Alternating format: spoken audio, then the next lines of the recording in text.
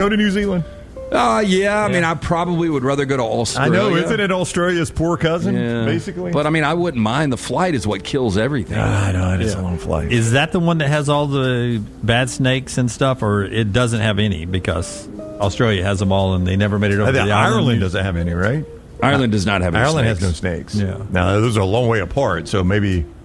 Yeah, it seems like there was something that set New Zealand apart from Australia because Australia's got so many things that can kill you, right? More herpes in New Zealand. Yeah, it's the herpes capital, too. I don't think New Zealand has anything that can kill you. Am I wrong about that? We'll Herpes. check right now. Did It's not herpes fatal. kill you? No, it's not fatal.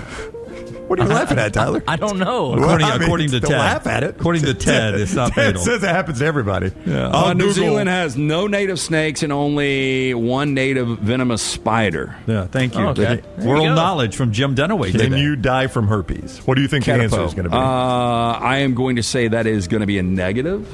But I don't know. I think you can die from syphilis, right? I don't know. Effects from long-term syphilis back in the day before we I had thought penicillin. syphilis is what got Al Capone. Yeah. I mean, tax evasion and syphilis. Yeah, you're going to have a pre-existing condition for herpes to get you. Like just herpes by itself, you're okay. I'm 2 for 2 on world history and medicine here. You know your herpes. I got almost all the pies ready to finish this game up. Trivial Pursuit. Man, that there. is pretty crazy that the closest country to the country and continent of Australia is New Zealand. And Australia's got all those snakes, and they don't have any. None. Yeah, they got the that better little end thing of the called deal. water in between them. Too. Oh, yeah, you're right. Things All gotta it swim. takes is one dick to bring over some snakes. Yep. Yeah.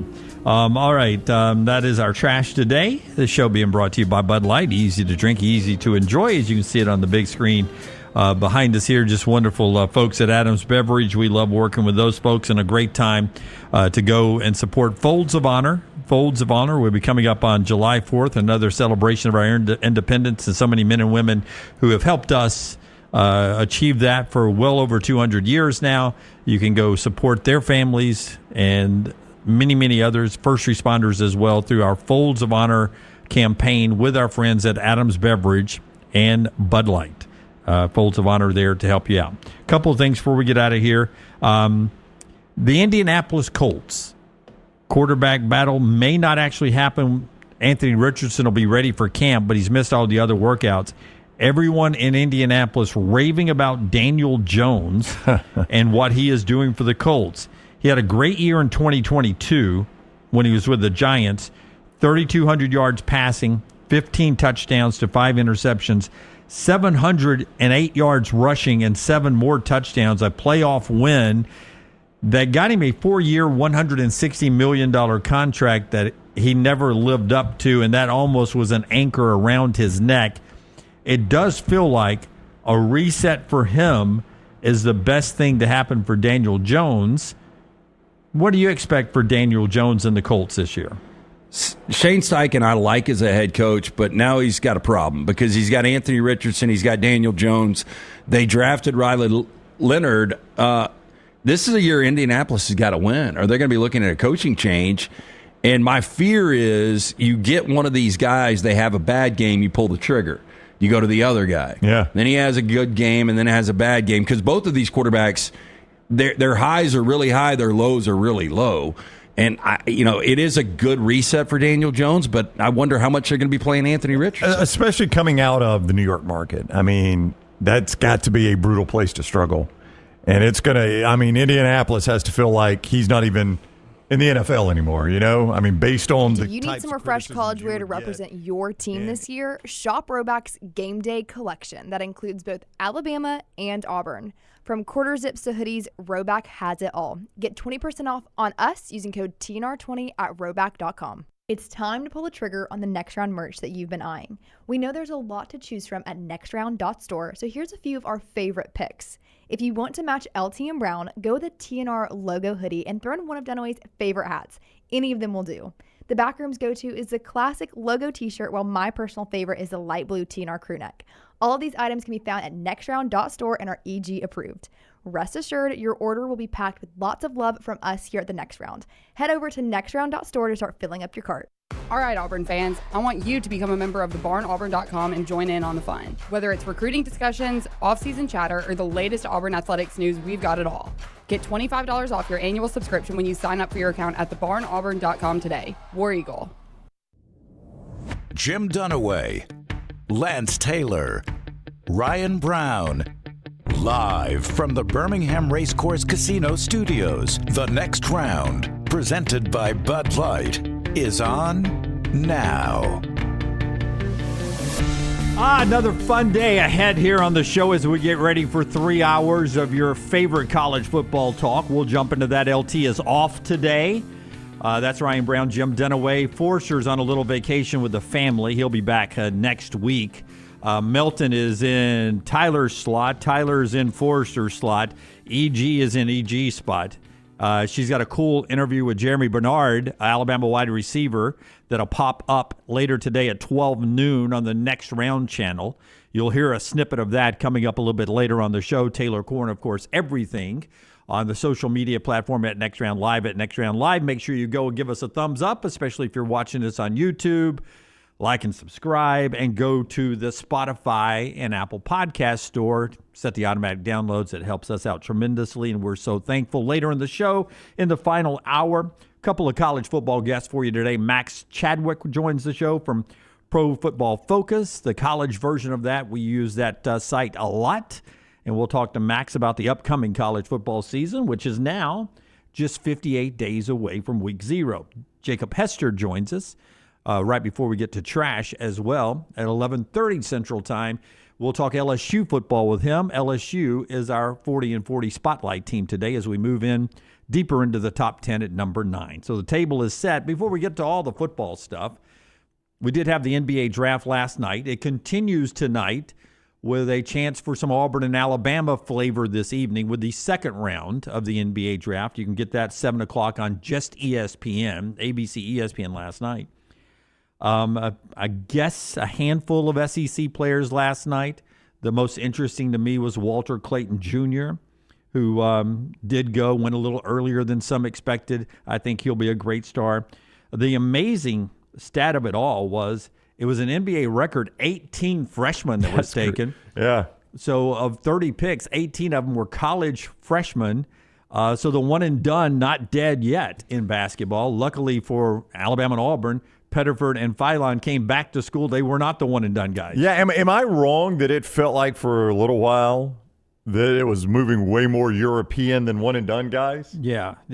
Still some of that flavor, but there's some, but yeah, it seems like it. You just said at 18, it seems like it has swung back a little bit towards the one-and-dones. And honestly, I don't have the numbers to support that. Like, I can't sit here and say, oh, in the last 10 years – X amount. I'm just saying, just from watching it, it felt like it had turned a little bit away from the one-and-dones. Yep. It seemed like the NBA franchises had got enamored with trying to find that great European player that nobody else was on early, and they got on him early, and nobody has seen him in college, and we don't know how to say his name, and only Fran Fraschilla can break him down because he breaks down all the European guys.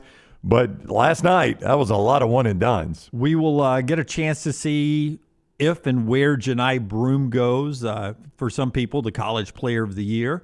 Cooper Flagg, the other guy who was college player of the year, went number 1 overall as expected to Dallas. Janai tonight expected to get drafted. We'll find out what part he goes to.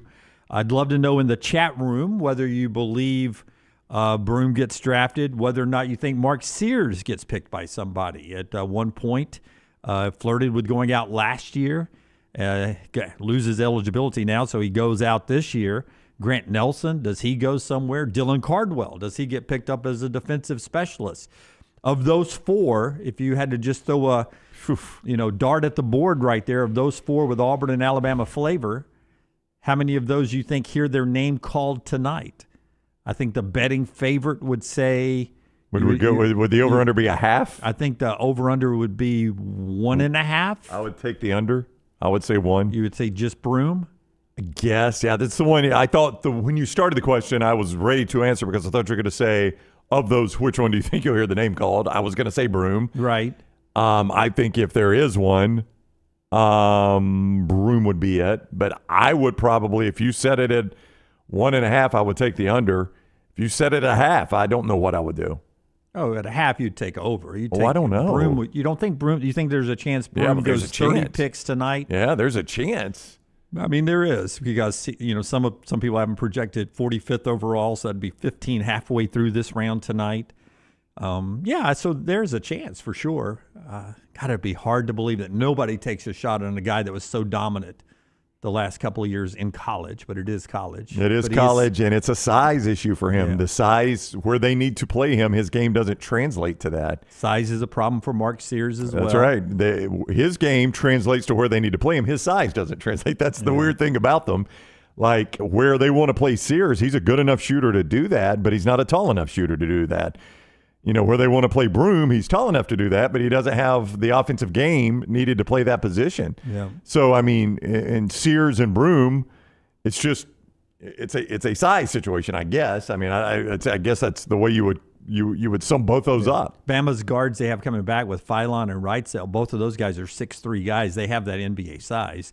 They'll be back in Tuscaloosa this year. It'll be fun to watch the second round and see if we get some local flavor there. I feel like Cardwell's stock has gone up after he did the G League Combine, and a lot of people fell in love with what he could do defensively. I don't know if you use a second-round draft pick on that or not. Yeah, I mean, he's a good G League guy that could play, you could have on a G League roster and, maybe get him on a 10-day contract to see how he plays or something like that. I don't think there's any way he would get drafted. I still say of all those guys, and I know Lance has said this, I've agreed with him, and it's a little bit off the board, I think, for most people, but I think if any of these guys get drafted, Grant Nelson could have the best career of any of them in the NBA.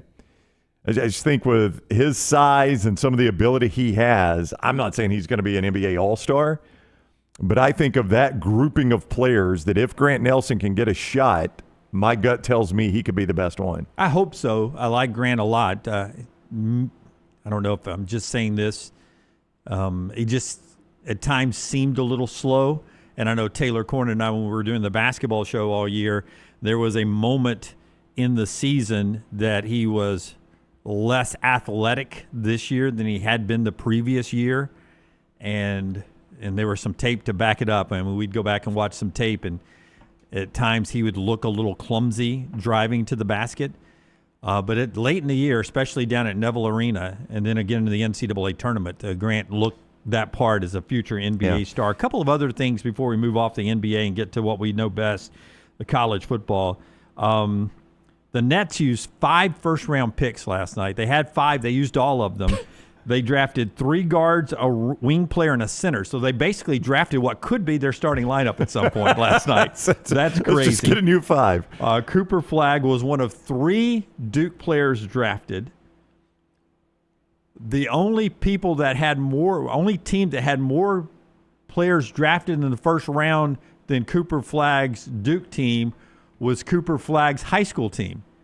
Monte Vidra Academy had 4 players drafted in the first round. So Cooper Flagg's high school team had 4 players in the first round. Cooper Flagg's college team had 3. I thought that was crazy. That is nuts. Another crazy stat was Dylan Harper, number 2 overall.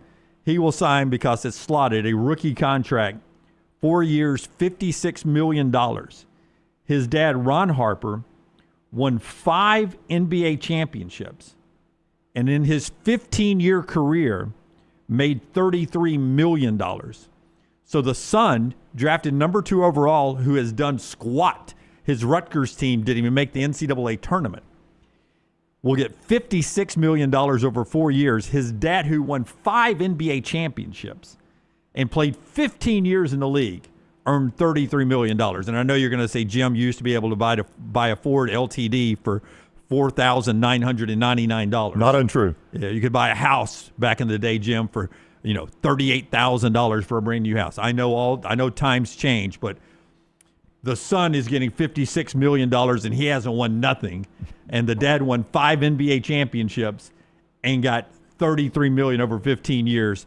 That doesn't seem right. So you're telling me Ron Harper crawled so Dylan Harper could run. Yeah. That's what you're telling me. Yeah, that's a bad stat for me. I'm sure Ron's happy to see Dylan make that money. I guess at some point I'll get past the fact that Rutgers could have the number 2 and number 5 player in this year's draft and not make the NCAA tournament. Yes. I don't know how that's possible. Well, they were 5-1.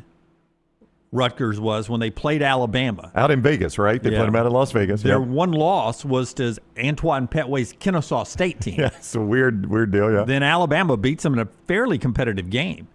And then They go on to finish the year with a losing record, miss the NCAA tournament, and have 2 of the first 5 picks in the NBA draft. First time it's ever happened that you got 2 lottery picks on a college team that doesn't make the NCAA tournament.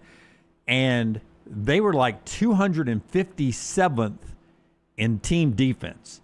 They had a little buy-in problem on doing the stuff that makes you win games. A lot of guys wanted to score, right? 257th in team defense is why that ended up going bad. Landmine Believer says, another observation here, I am so glad now Alabama didn't land Cedric Coward. I would have been devastated when he decided to stay in the draft, and he made a good choice staying in the draft, obviously got picked. Yep, absolutely. And that was a guy that, Alabama, I think initially when he decided to hit the portal, I can't remember if Alabama was like the lead school on him by a lot of the services, or at least in the mix, heavily in the mix. Yeah. No, I think he was. Yeah. In fact, I the crystal ball, I thought, projected him to come out of the draft and come to Alabama at one point, and stays in the draft. First time since 2007, this happened last night. Since 2007, that's a long time ago now. Oh, yeah. First time since 2007 that John Calipari didn't have a player taken in the first round.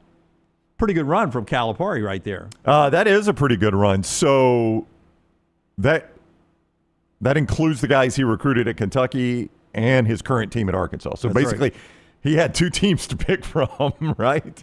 Like if anybody from Arkansas got drafted or anybody from Kentucky got drafted, would we have called Boogie Flynn had he stayed in the draft, John Calipari guy? Yeah, absolutely. Okay. Because he recruited him to Kentucky and he followed him to Arkansas. Yeah, so, absolutely. Even though he's now at Florida. Yeah, and as Tommy points out on Twitter, and we appreciate your comments on Twitter at Next Round Live and also in our chat room throughout the day, Alabama, because of their schedule, played 9 of the top 10 picks at some point during the season. Now, helped out by 2 Rutgers, 3 Duke, and then the rest being in the SEC or BYU. So, but, Alabama had to face 9 of the 10 picks there, first 10 picks in the NBA draft. We'll watch tonight, 7 o'clock on ESPN. And we'll find out if any of the local guys end up making it. But that's the NBA draft, full of emotions and tears and stories last night. In one awkward television moment. I mean, I love the pan up you get sometimes in dramatic moments from the shoes up. But you got to tell the anchor the right person in the studio, because I don't know who it was, but it's like Cooper Flagg getting ready, and they pan up from the shoes, and he gets up about mid-waist, and you see the jacket open up, and then she realizes, oh, that's not Cooper Flagg, and then they go to the next start on the shoe, pan up. Here's Cooper Flagg, and they pan up. Nope, that's not Cooper Flagg either. You can see that all over social media. I'd play it for you right now if we had the rights to it, but that was a bad producing anchor conversation going on in the earpieces last night. To college football we go after we tell you about a couple of our great sponsors. One of them, our friends at Urology Centers of Alabama. They got 16 locations, guys, so you can stay on top of all your health needs when it comes to your urological tract and in that neighborhood of your body. Their early detection so important. Prostate health, the kidney stones, anything you need there in between, they'll help you. Early detection, as I said, can literally save lives. That's why they have 35 urologists on standby, 16 locations, one convenient to you. 205-930-0920, 930-0920, or urologycentersalabama.com, and our friends at Bojangles today. That is right. You love those dipping sauces, right? From sweet to heat. Bojangles has 7 sauces. We'll definitely add a little extra flavor to every bite for you. Nothing pairs better with those sauces than hand-breaded tenders. So if you are looking for sweet, try honey mustard. Add some tang with barbecue. If you're looking for some heat, try creamy buffalo or peach honey pepper. And if you're craving smooth and creamy, that house-made ranch, jalapeno ranch, classic, right there with the Bo sauces ready and waiting. Head to Bojangles. Order some hand-breaded tenders with your favorite sauce today. It's Bo time. All right, we will talk our 40 and 40 coming up in the next segment. But Brownie, the all-star wide receiver for Alabama is Ryan Williams. He gets all the headlines. But the guy Emily Grace has sat down with, the receiver, you see the chat room every day, is a fan favorite with Alabama fans. Yeah, they like Germie Bernard.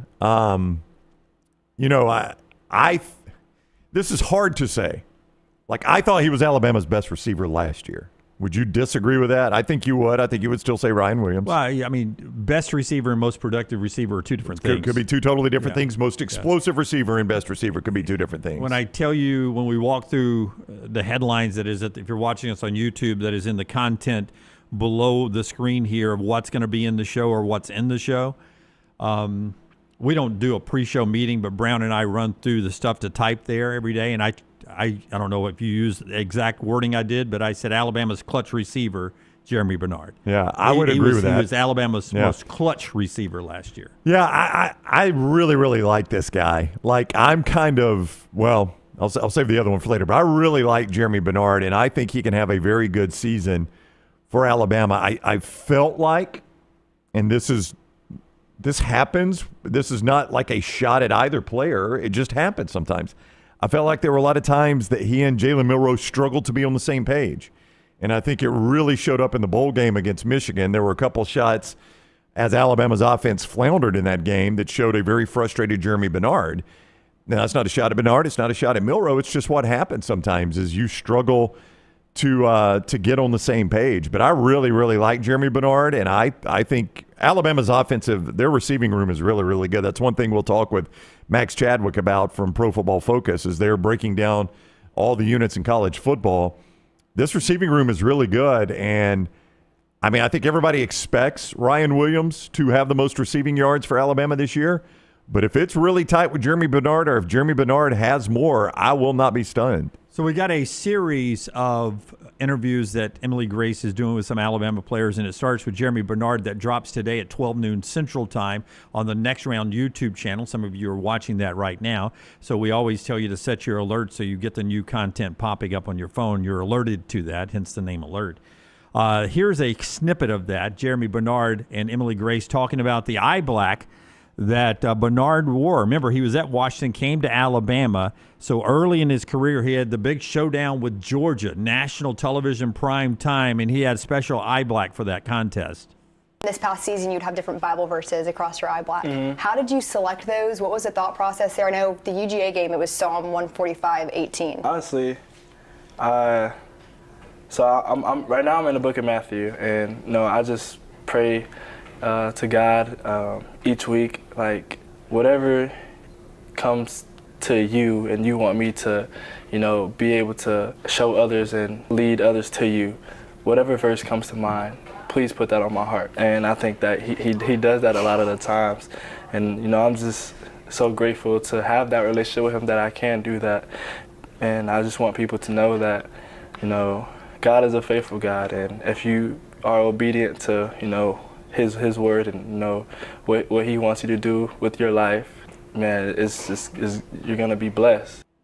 It is a series of interviews that EG will be doing, and you'll learn a lot. I've talked to her about some of the funny things she's learned from some of these players, and they will all drop an exclusive series right there on the Next Round YouTube channel, so set your alerts. And the first one, Germie Bernard, will drop at noon today.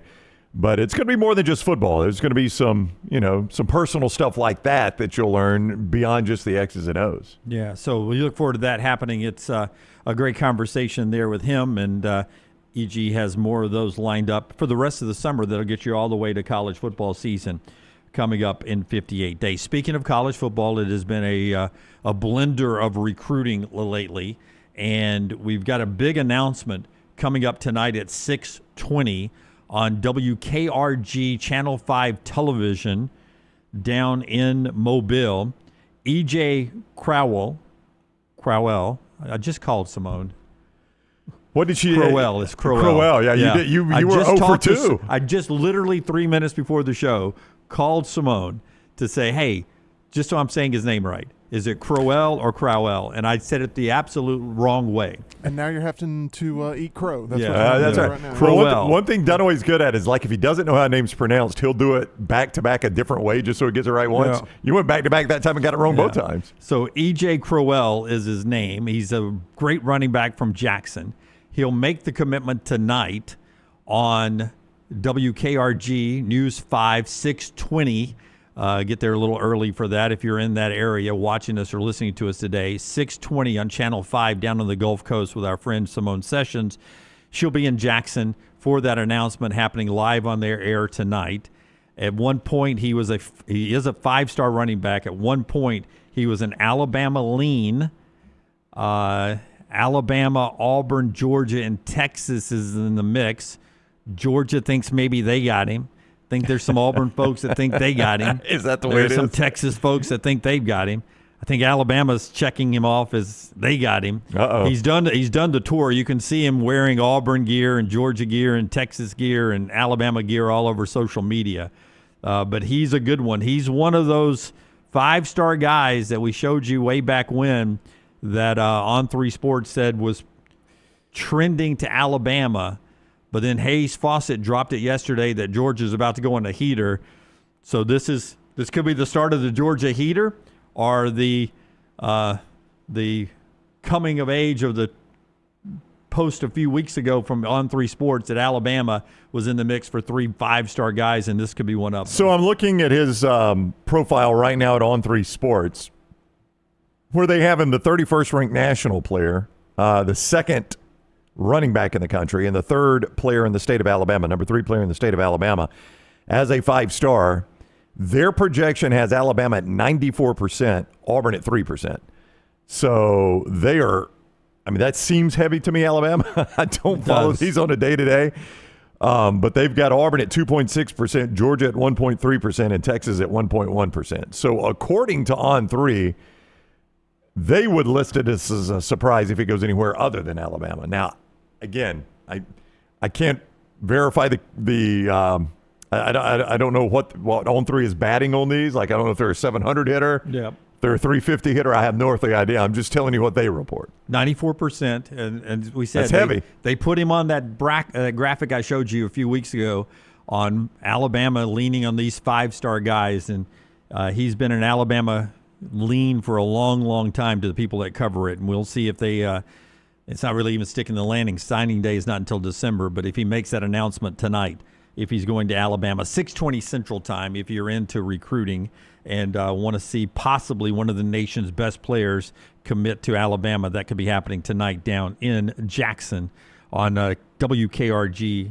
CBS affiliate down on the Gulf Coast. One more thing to get to in this opening segment involving Alabama football. It got me thinking last night about how close Alabama was to a couple other national championships, because Alabama takes some heat, Brownie, for some of the national championships claimed over the years. I'm going to make a case on a couple here. Okay. After you tell us about our friends at Hemphill, they bring you Lance's Lock every day. Lance's Lock, where last night you got some baseball plays, and you can get some more tonight as the Braves and Mets wrap up their series. Yeah, Lance actually got me excited yesterday unintentionally when he said, hey, and not too far away from getting some NFL preseason plays, and he's right about that. What, a little more than a month, I guess? I said on the show yesterday, July 31st for the Hall of Fame game. That's right, so a little more than a month. The lock every day at lanceslock.com, brought to you by our friends at Hemphill Services. If it isn't running right, flowing right, or draining right, Hemphill is your call. And as these temperatures climb up into the high 90s and hit 100 now, you're going to start realizing that AC is not where it needs to be. Hemphill Service needs to be your first call. Don't wait until it's too late and that thing ain't kicking, and you come home one day and it's 85 degrees and 100% humidity in your house. You know you got a problem then, and now you're really in trouble. Get ahead of it. 205-229-2090, hemphillservices.com, 205-229-2090 for Hemphill Services. Keep in mind, there have been 5 games that Alabama has played in that if they had won, they were national champions. Guaranteed. Yeah. They just had to win the game. Okay. And there were more than that. They probably were. They'd have been national champions. So all right. 5 times, it's like, the Patriots losing a Super Bowl. They were in the game. They just had to win the game. Right. And there had been another 5 national championships. Think of that. 18 already, and you could have 23 sitting here right now. Okay, so Georgia beat them once. 2021. Clemson beat them twice. 2018, 2016. In 19. Oh, okay. So we'll go beyond. All right. I was just doing Saban era there. Yeah, okay. So now you got to go back. Yeah. Yeah. In 1971, they finished 4th. They lost the 1-2 matchup to Nebraska in the Orange Bowl. Nebraska beat their brakes off.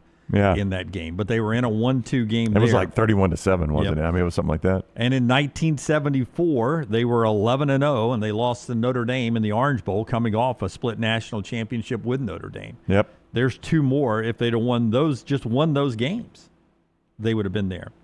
In 1977, they finished number 2 in the AP poll. Okay. So close to a national championship. They were number 3 going into the bowl game, and number 1 and number 2 lost. Notre Dame, who beat number 1, jumped from 5 all the way to number 1 over Alabama. Alabama finished number 2.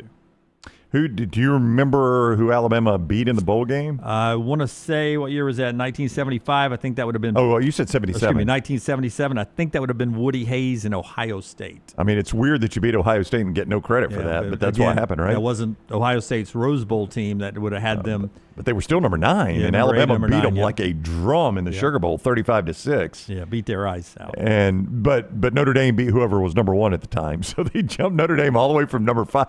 I mean, 5-1. Alabama's only loss was at Nebraska.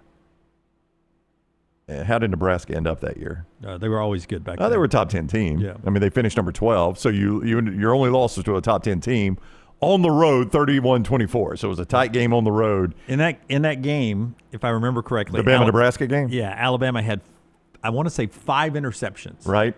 In that game.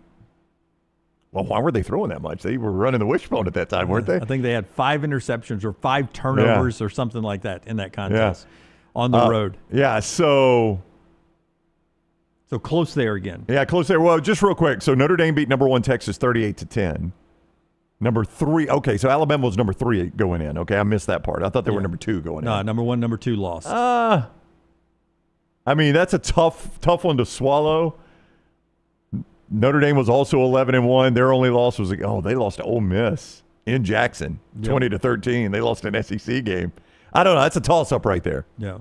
1966, we all know that story. Yeah. Only unbeaten, untied team in the country, coming off 2 national championships. This is all in the AP poll era. We're not back in the 20s before the poll.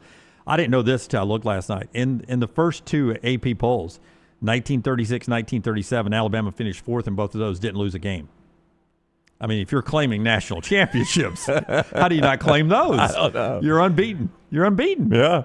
If you're claiming whichever one is a bad one in the 40s, and they also were unbeaten in 1945 too, by the way. But Army and Navy only had 1 loss. The loser of the Army-Navy game finished 1-2. Just won the World War. You got to give Army-Navy some love there. I didn't know this though until I was researching this, because I know Auburn won in 1957. In 1958, coming off being the AP national champion, the next year Auburn was 9-0-1. They didn't lose a game the next year. Underreported that Auburn was 9-0-1, only a tie the year after they were unbeaten in 57. So who won the national championship that year? Not Auburn. I can't remember. Well, I I'll didn't look write it up down. because I've lived here my entire life. See, me too. I never knew that Auburn backed up the 57 season with a 9-0-1 year. Yeah. I mean, if we're going to claim championships, I've always thought in 1983 Auburn got screwed and could claim that one. Yeah. They got jumped and they got jumped by, I believe, Miami, who beat Nebraska when Nebraska could have tied that game. Auburn won, had a great year, 1983, much tougher schedule. They should have been national champions in 83. That was a messy New Year's Day, though. There was a lot that happened that day. Yeah, but much like I told you about the Notre Dame jumping Alabama in 77, same thing happened to Auburn in 83. Auburn should have been national champs that year. 2004, you can leave that up to debate on whether you think unbeaten Auburn could have beaten USC. A lot of Auburn people believe yes, but in 1958, 9-0-1. I never knew they. I just did not either. They went 2 years without losing a game. I think we ought to celebrate that season a little bit more. They put the name on the stadium. Their tie was that's true.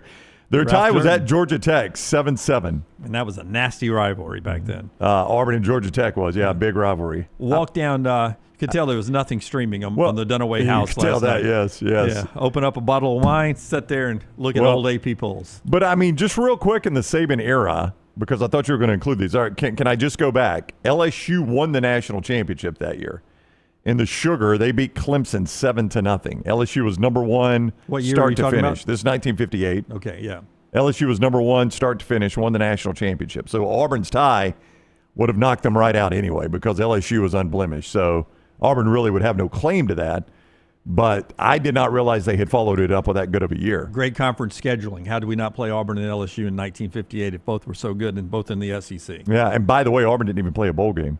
That just shows you what the bowls were like back then. Or they might have been on probation. I don't know.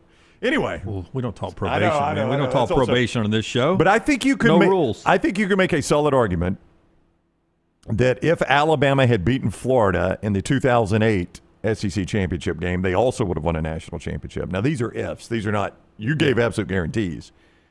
I think you could make an argument that if Alabama beat Auburn in the kick six game, they would have won the national championship. Auburn certainly should have. Yeah. Auburn just needed to play defense for about 94 seconds. Or capitalize, keep your foot on the gas when you had your foot on Florida State's throat. Auburn was the better team that night and lost the game to Florida State. So I think those are two absolute guarantees right there that if Alabama can win either one of those two games, I think they would have added two more national championships during the Saban era. Yeah. It's been going on a long time, just how good that program is over in Tuscaloosa. We'll talk about another great program in our 40 and 40 countdown. LSU coming up on the other side. The show being brought to you by our friends at Way to Wellness, your journey to healthy living. Hey, man, you want to lose some weight? There's a good way to do that. I've used it. It's tried and true. A lot of friends of mine have tried it, used it. Works, both men and women. It works for both of them. Planforme.com. Planforme.com takes you to the Way to Wellness information there.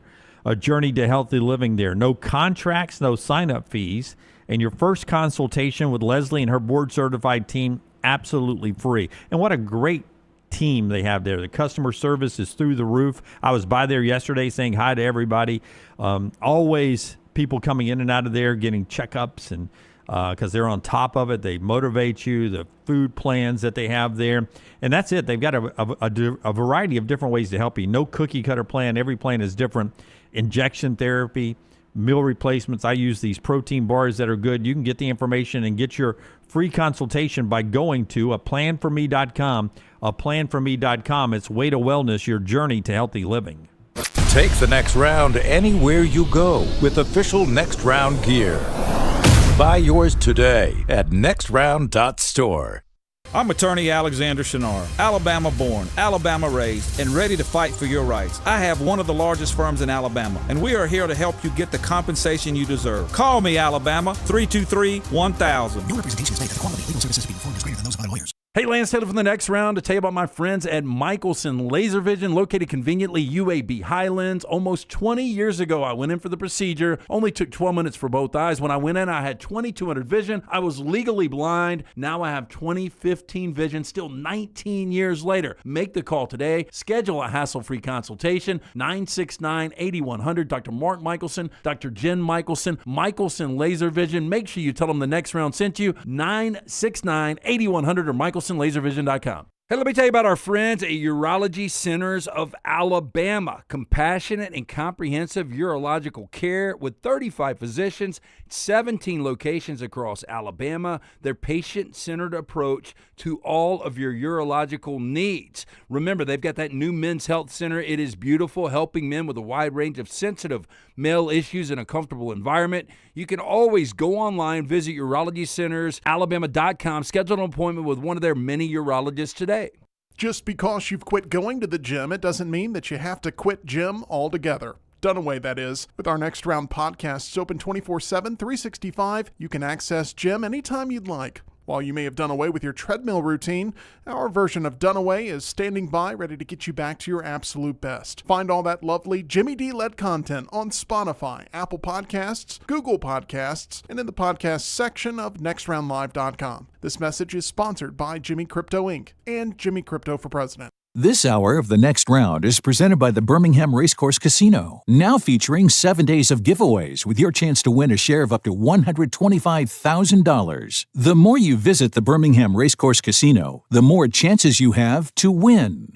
Hey, there's nothing worse than waking up to a plumbing problem. Don't get caught in a flooded house. Call the guys at Hemp Hill Services. Adam, Chad, and the team at Hemp Hill are the only ones I trust to fix it and fix it right the first time. Hemp Hill Services does it right and always at a fair price. For all of your plumbing, cooling, and heating needs, trust the name that Birmingham has trusted since 1954. That is Hemp Hill Services. Call now, 205-229-2090. That's 205-229-2090. Storm season is here. Make sure you have a plan of action in place right now. Greg from Pell City and Storm Restoration Roofing should be your first call when storms hit. Insurance companies love working with Storm Restoration Roofing because of Greg Nelson's name and reputation in the industry. When storms hit, call Greg Nelson. He's local, 205-542-3531. He's the home of the free no-cost roof inspection. Greg from Pell City on Facebook, 205-542-3531. It's Storm Restoration Roofing. Take TNR on the go with a podcast built for your satisfaction. Miss Hour 1, find it in podcast form. Miss Hour 2, stream it now. Miss Hour 3, download it for later. Miss Hour 4, well, just know it's never coming back. Listen to TNR wherever you find podcasts. It's bow time.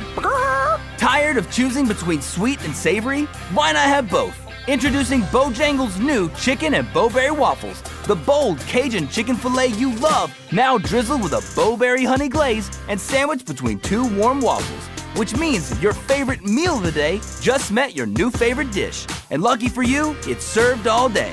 But it's only here for a limited time, so try chicken and bowberry waffles at Bojangles today. It's bow time. I'm attorney Alexander Shunnarah, Alabama born, Alabama raised, and ready to fight for your rights. I have one of the largest firms in Alabama, and we are here to help you get the compensation you deserve. Call me, Alabama, 323-1000. No representation is made that the quality of legal services to be performed is greater than those of other lawyers.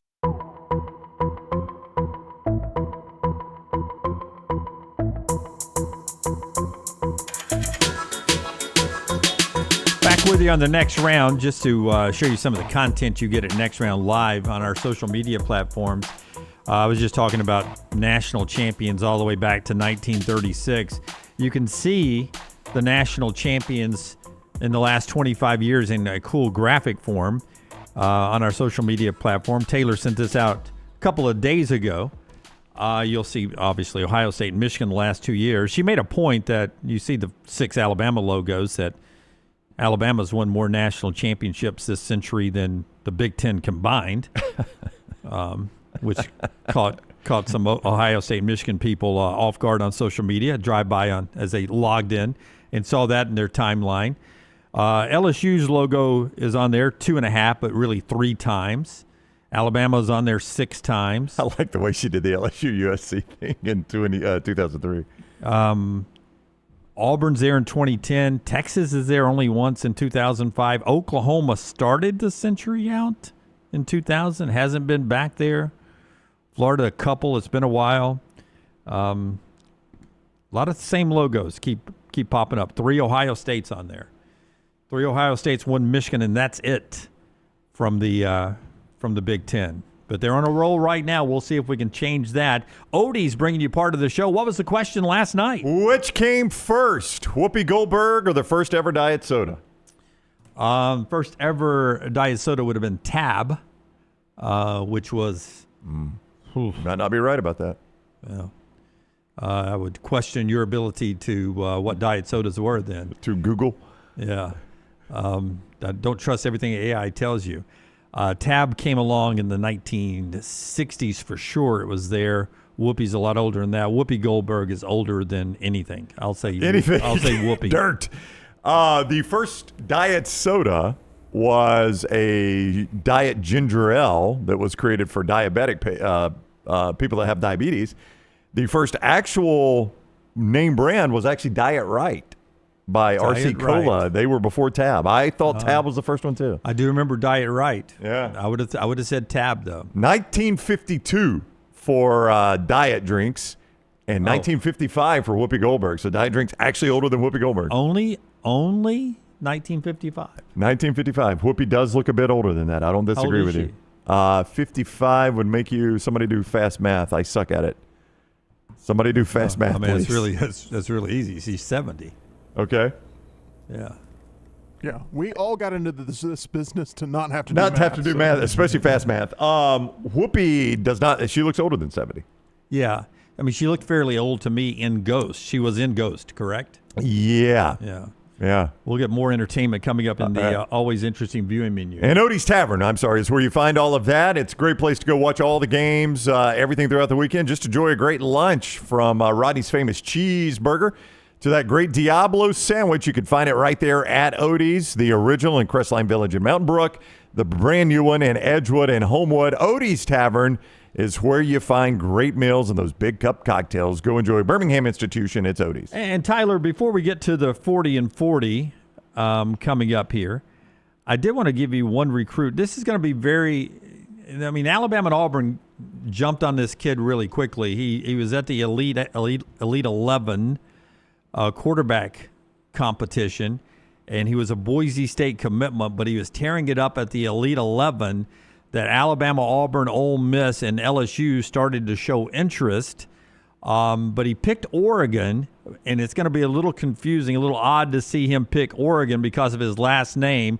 4-star quarterback Bryson Beaver has committed to Oregon, who are the Ducks, but their biggest rival are the Beavers. That is right. Yeah. So 4-star quarterback Bryson Beaver has committed to Oregon, 6'3" quarterback from Marietta, Georgia. Nope. Wrong, Jim. Wrong, Jim. Marietta, California. Big difference. Big difference. Not only in mileage. Excited to be part of the Oregon program. But Alabama, Auburn, and LSU, all of a sudden we're like, oh, and Ole Miss too. This guy at the Elite 11. Let's see if he wants to not go to Boise State and come to us. And Oregon slid in there and made that commitment. Again, we told you earlier about the big commitment happening tonight down in Mobile for the Jackson running back E.J. Crowell at 6:20 tonight. More recruiting later in the show. But right now, let's get to our 40 and 40 team today as we continue a countdown. One team every day on the show until we get to SEC Media Days. It's brought to you by our friends at Champions Boxing. Tell us about Champions Boxing, Brent. Yeah, it's boxing not just for competition, but also for fitness. If you're wanting to train for competition, it's a great place to go. But if you want to just get fit, great idea is Champions Boxing. From all ages 9 and above, you can train there. 8 USA Boxing certified coaches, not just in boxing, but in strength and conditioning as well. Experience at amateur, professional, and Olympic levels. You don't have to spar, but if you want to, it's 100% safe, and it's always control. Team and family-oriented, teaches discipline and fundamentals. If you're looking for a workout that's a little something different, Champions Boxing AL on Facebook. You can find them right there in Pelham. Great workout idea for you and the entire family. Go drop some lbs, get a little stronger, and maybe defend yourself if needed with our friends from Champions Boxing. They bring you this year's 40 and 40. And we're to number 9 today, and in that ranking, we bring in another SEC team, and this is the first team in our ranking that has a first-place vote from our panelists, voted on by those of us on the show and you viewers at home and you guys listening to us on the podcast as well. It's a fan poll, and our team is LSU as they slide in today at number 9, and they have one first-place vote. That one first-place vote is from Jim Dunaway on the show. That's my national championship pick right there. They're sliding in at number 9. On the show next, LT had him winning the SEC and number 3 in the nation. Next up was Forrester, who had him at 6. And then Taylor Corn had him at 8. Brown was the coldest on LSU, but still had him in the playoffs at number 9. Inside all of your rankings, everybody but 2 people had LSU making the playoffs. Walker Hayes did not. He has SMU as a second ACC team and Texas Tech in the playoffs with Arizona State. So 2 ACC, 2 Big 12s, no LSU. And then Patrick Phillips has Florida as a playoff team and is the only person in the poll that did not have LSU in their top 25. Wow. So for this LSU team, Brian Kelly himself calls it the most talented roster he's had since he got to LSU. Well, you know, defense has been an issue for them over the last couple of seasons, and they've changed coordinators, they've tried everything they can do to fix it, but they had a Heisman Trophy winning quarterback for 2 years. It got them to Atlanta 1 year and basically got them to a bowl the next year. And when you waste a Heisman Trophy winning quarterback like that, that is nearly inexcusable. So Brian Kelly looked around. He decided to try to fix his defense. Has he done it? Because now they've got another potential Heisman Trophy candidate at quarterback. With Garrett Nussmeier, do you have the defense to match with it? Like, I am always going to assume they're going to be good at receiver. I don't care what the names are. I don't care who's just been drafted. Nick Saban, as we've often said, has said it, you shake trees in LSU and Louisiana and receivers fall out of them. They're going to have good receivers. I think Nussmeier can get them the ball. Do they have the defense to match it? Yeah, well, Harold Perkins is back. One more time. Some people thought he was off to the NFL. He returns. He'll play the star position. It's been a very uneven career for him. Yep, and we'll see what he does there. Also off the edge, they got Patrick Payton. Yep. And at linebacker, they got Whit Weeks, who led the team in tackles last year. So the linebacker edge is really, really good at LSU. In the secondary, they got great corners in Delane and Pickett there. That helps them bolster a secondary that's already pretty talented there. And then on offense, they got the guy I think will, when the season is done, will be the SEC All-SEC QB first team quarterback in Garrett Nussmeier. Well, defensively, Jim, they were 14th in the conference in scoring defense. That's a pretty important stat when you say scoring defense. Couldn't stop the quarterback runs. As we saw, clearly not. As we saw, Jalen Milroe run all over him. Yeah, Marcel Reed, as we talked about yesterday, and Jalen Milroe. LSU was 14th in the conference, a full 10 points per game behind Ole Miss. Yes, Pete Golding's Ole Miss that led the league in scoring defense last year at 14 points per game. That's a significant margin from where you've got to be championship quality. I don't think it is possible to win a college football national championship. Somebody's about to drop me a stat that tells me I'm wrong at 24 points a game in scoring defense. I just don't think you can do that. Here's the schedule, which is tougher than we talk about. Yep. The LSU schedule looks like this. At home, you get tough games with Florida, Texas A&M, and South Carolina. But it's the road games that are difficult. It starts at Clemson, but you also have on the road Oklahoma, Ole Miss, and Alabama. That's a tough schedule. It is a tough schedule, and I could make a case, Jim, for everything from a 2-3 September to a 5-0 September. That's right. I mean, those are all legitimate outcomes. They open at Clemson. That is an eminently losable game. They'll be an underdog. They host La Tech, which they'll win. They host Florida, which is a game they should win, but I can't just give it to them in the win column.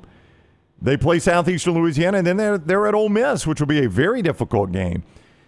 So you could make a case for everything from a 2-3 to a 5-0 for LSU to open the season. Their September might be one of the more fascinating Septembers in all of football. And that's LSU today, number 9 in our 40 and 40 countdown, brought to you by our friends at Champions. We'll get to our viewing menu coming up in just a second, and more college football at the top of the hour. In the final hour of the show, Jacob Hester scheduled to be with us at 11:30 Central, 12:30 on the East Coast, as we'll talk LSU football with him inside what the Bengal Tigers will be. Later in the show as well, we will get into some SEC rematches that we're looking forward to this year. LSU pops up on my list once, twice, thrice, 3 times. Wow. Of 10 games. I'm looking for some SEC rematches. LSU is on my list for several of those. But before we get to the viewing menu, I would love the back row comments on this as well. Can you and should you in America be banned for comments you say at Major League Baseball games or as a fan at any sporting event? It has happened with the Chicago White Sox. They have banned indefinitely a 22-year-old man. He's 22. I'm not going to call him he's 22. Kid. That's a man, yeah. For phrases he threw out on Tuesday night to Ketel Marte of the Diamondbacks.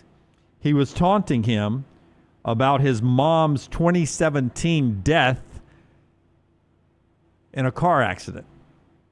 He was so vicious in his comments that Marte was visibly crying in the field when he was back out in the field. He was crying. It had impacted him so much, the words the 22-year-old was saying. The White Sox folks got involved, removed the 22-year-old from the stadium, and Major League Baseball now has banned him indefinitely from all Major League Baseball games. You see the sign there on Wednesday when Marte made his first trip up to the plate. The White Sox put that sign up on the big screen saying, "Baseball is family. The White Sox community supports Ketel Marte," who's having a great season, by the way. Melton, I'll start with you, man. Should you be able to be banned from sporting events for language pointed at the players? Yeah, there's a certain level of decorum that you need to have there, and that goes outside of any sort of competitive spirit that you could, criticism is one thing, booing is one thing, but when you start to get to that level of personal and you're one of the 12 fans in the stands and they can find you and kick you out, I think that they should. The manager, who wouldn't repeat what was said either, heard it happen and turned and saw the guy saying it. The guy, the 22-year-old, admitted afterwards that he was the one ejected, according to ESPN, and they said he was apologetic and remorseful, but was so moved in tears that during a pitching change, he was still crying so much that his teammates were having to console him during the game. Yeah, you're a piece of crap if you're going after somebody's dead mom like that and taunting a guy after a dead mom. And I would say if I'm the Chicago White Sox or Major League Baseball, this is my club, this is my league, and if I decide I just really don't want that guy to be associated with my business, yeah, I'll ban him for life. He is banned indefinitely. Indefinitely means they can lift that at some point. But I'm okay with it. Yeah, the White Sox and Major League Baseball are under zero obligation to let anybody say anything they want to say. I mean, that doesn't exist in this in this world. So the White Sox are under no obligation to let this idiot just sit there and say anything he wants. He doesn't get that right because he's bought a ticket. So I can throw him out for life if I want to. What about the free speech people out there that believe in free speech? You enter someone's private business, and when you buy a ticket, you accept their terms of behavior, conduct, whatever, when you walk in and patronize their business. What people seem to forget about what the Constitution says about free speech is the Constitution only prohibits Congress from abridging free speech. The Constitution does not prohibit the Chicago White Sox or Major League Baseball or the Atlanta Braves or the Miami Dolphins or the next round or anybody else from monitoring speech and while you're in their business. I mean, we do it in our chat room. If you say certain things, you get a timeout or you might get thrown out. I mean, that's just the White Sox decided that it's better for every fan involved if this guy just isn't in the stadium. And then a lot of businesses take that practice, and I think there's nothing wrong with it. Even Waffle House has a rule where you're not supposed to curse inside. Yeah, it's a great point. People. It doesn't stop people, but they could throw you out. Actually, I think I've heard some of the cooks cursing at one another, but 100%. Only light gunfire is allowed. That's right. I agree, and good for Major League Baseball. And we'll see if they let the 22-year-old back into the stadiums in the future.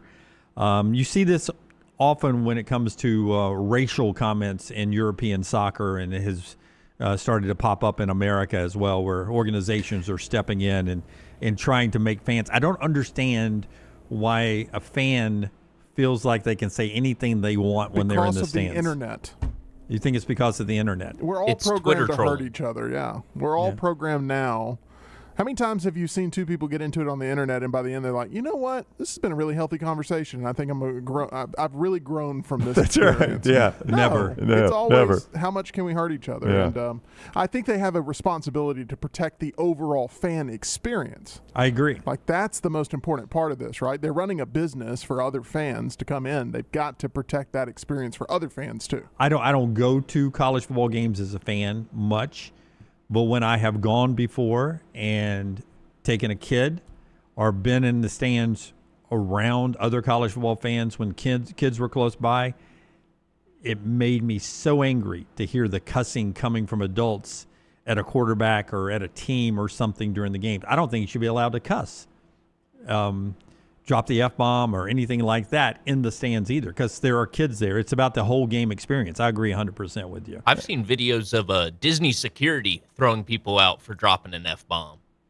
That is the happiest place on earth. It's the happiest place on earth. You can't be doing that. It's hard to throw an F-bomb out in the happiest place on earth. Got to protect the customer. That's I right. agree. Michelson brings you the viewing menu today. Tell us about Michelson Laser Vision. Yeah, Michelson Laser Vision. It's Dr. Mark and Jennifer Michelson. That is a father-daughter combo that are pioneers in the field of LASIK surgery. Lance Taylor has been one of their biggest champions ever because Lance was basically very close to being legally blind, and they did LASIK surgery on him, and now he basically has fighter pilot vision. That's a heck of a change.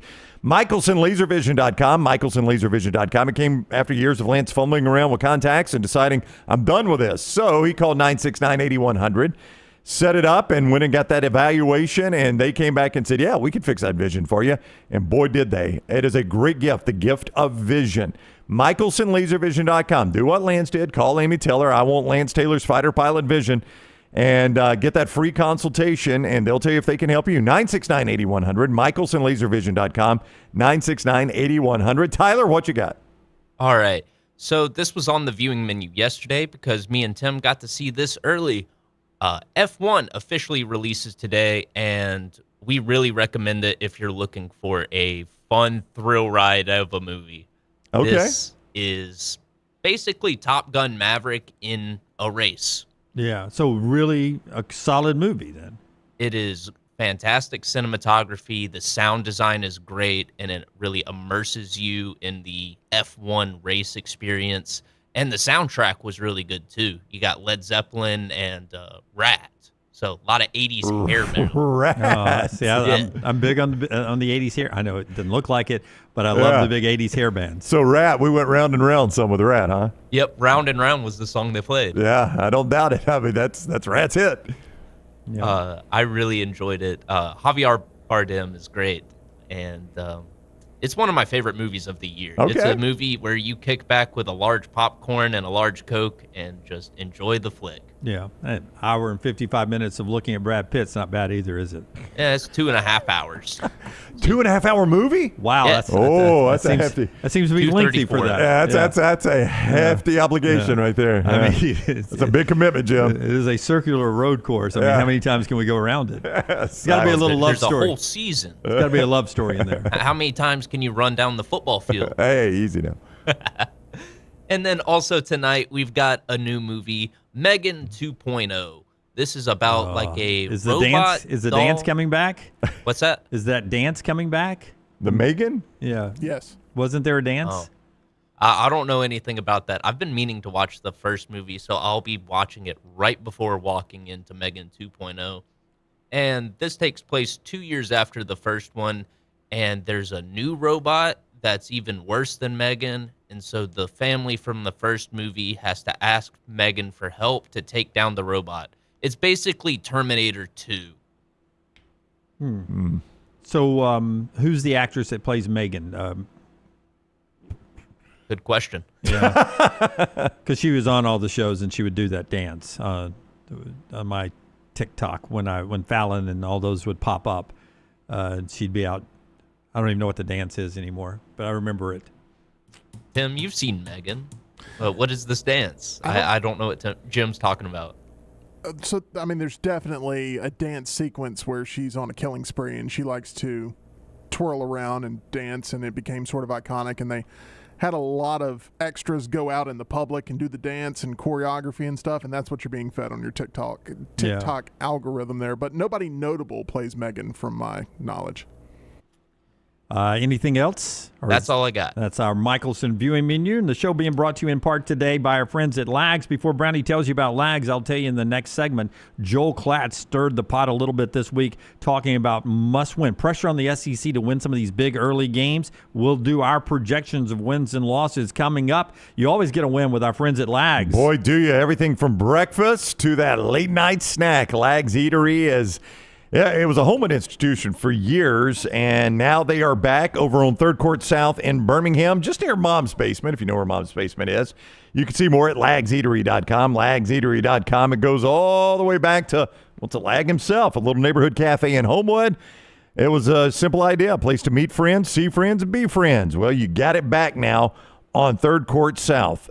From the breakfast to the amazing burgers, those crispy crinkle-cut fries, and open late night. So when the party shuts down in the Avondale area, head on over to Lags. Lags Eatery, a Birmingham institution, and a great spot for lunch or dinner for you today.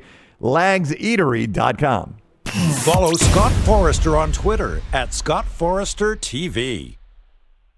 I'm attorney Alexander Shunnarah, Alabama born, Alabama raised, and ready to fight for your rights. I have one of the largest firms in Alabama, and we are here to help you get the compensation you deserve. Call me, Alabama, 323-1000. No representation is made that the quality of legal services being performed is greater than those of other lawyers. Hey, there's nothing worse than waking up to a plumbing problem. Don't get caught in a flooded house. Call the guys at Hemp Hill Services. Adam, Chad, and the team at Hemp Hill are the only ones I trust to fix it and fix it right the first time. Hemp Hill Services does it right and always at a fair price. For all of your plumbing, cooling, and heating needs, trust the name that Birmingham has trusted since 1954. That is Hemp Hill Services. Call now, 205-229-2090. That's 205-229-2090. Hey friends, if you're looking to expand your business and inform the Next Round audience about your exciting brand, contact us at sales@nextroundlive.com to be part of the team and advertise your product to hundreds of thousands of potential consumers on our ever-expanding platform. Let the Next Round help take your business to the next level. Get more information by emailing us at sales@nextroundlive.com, and one of our team members will work with you to build a plan to take your business to the next level with the Next Round.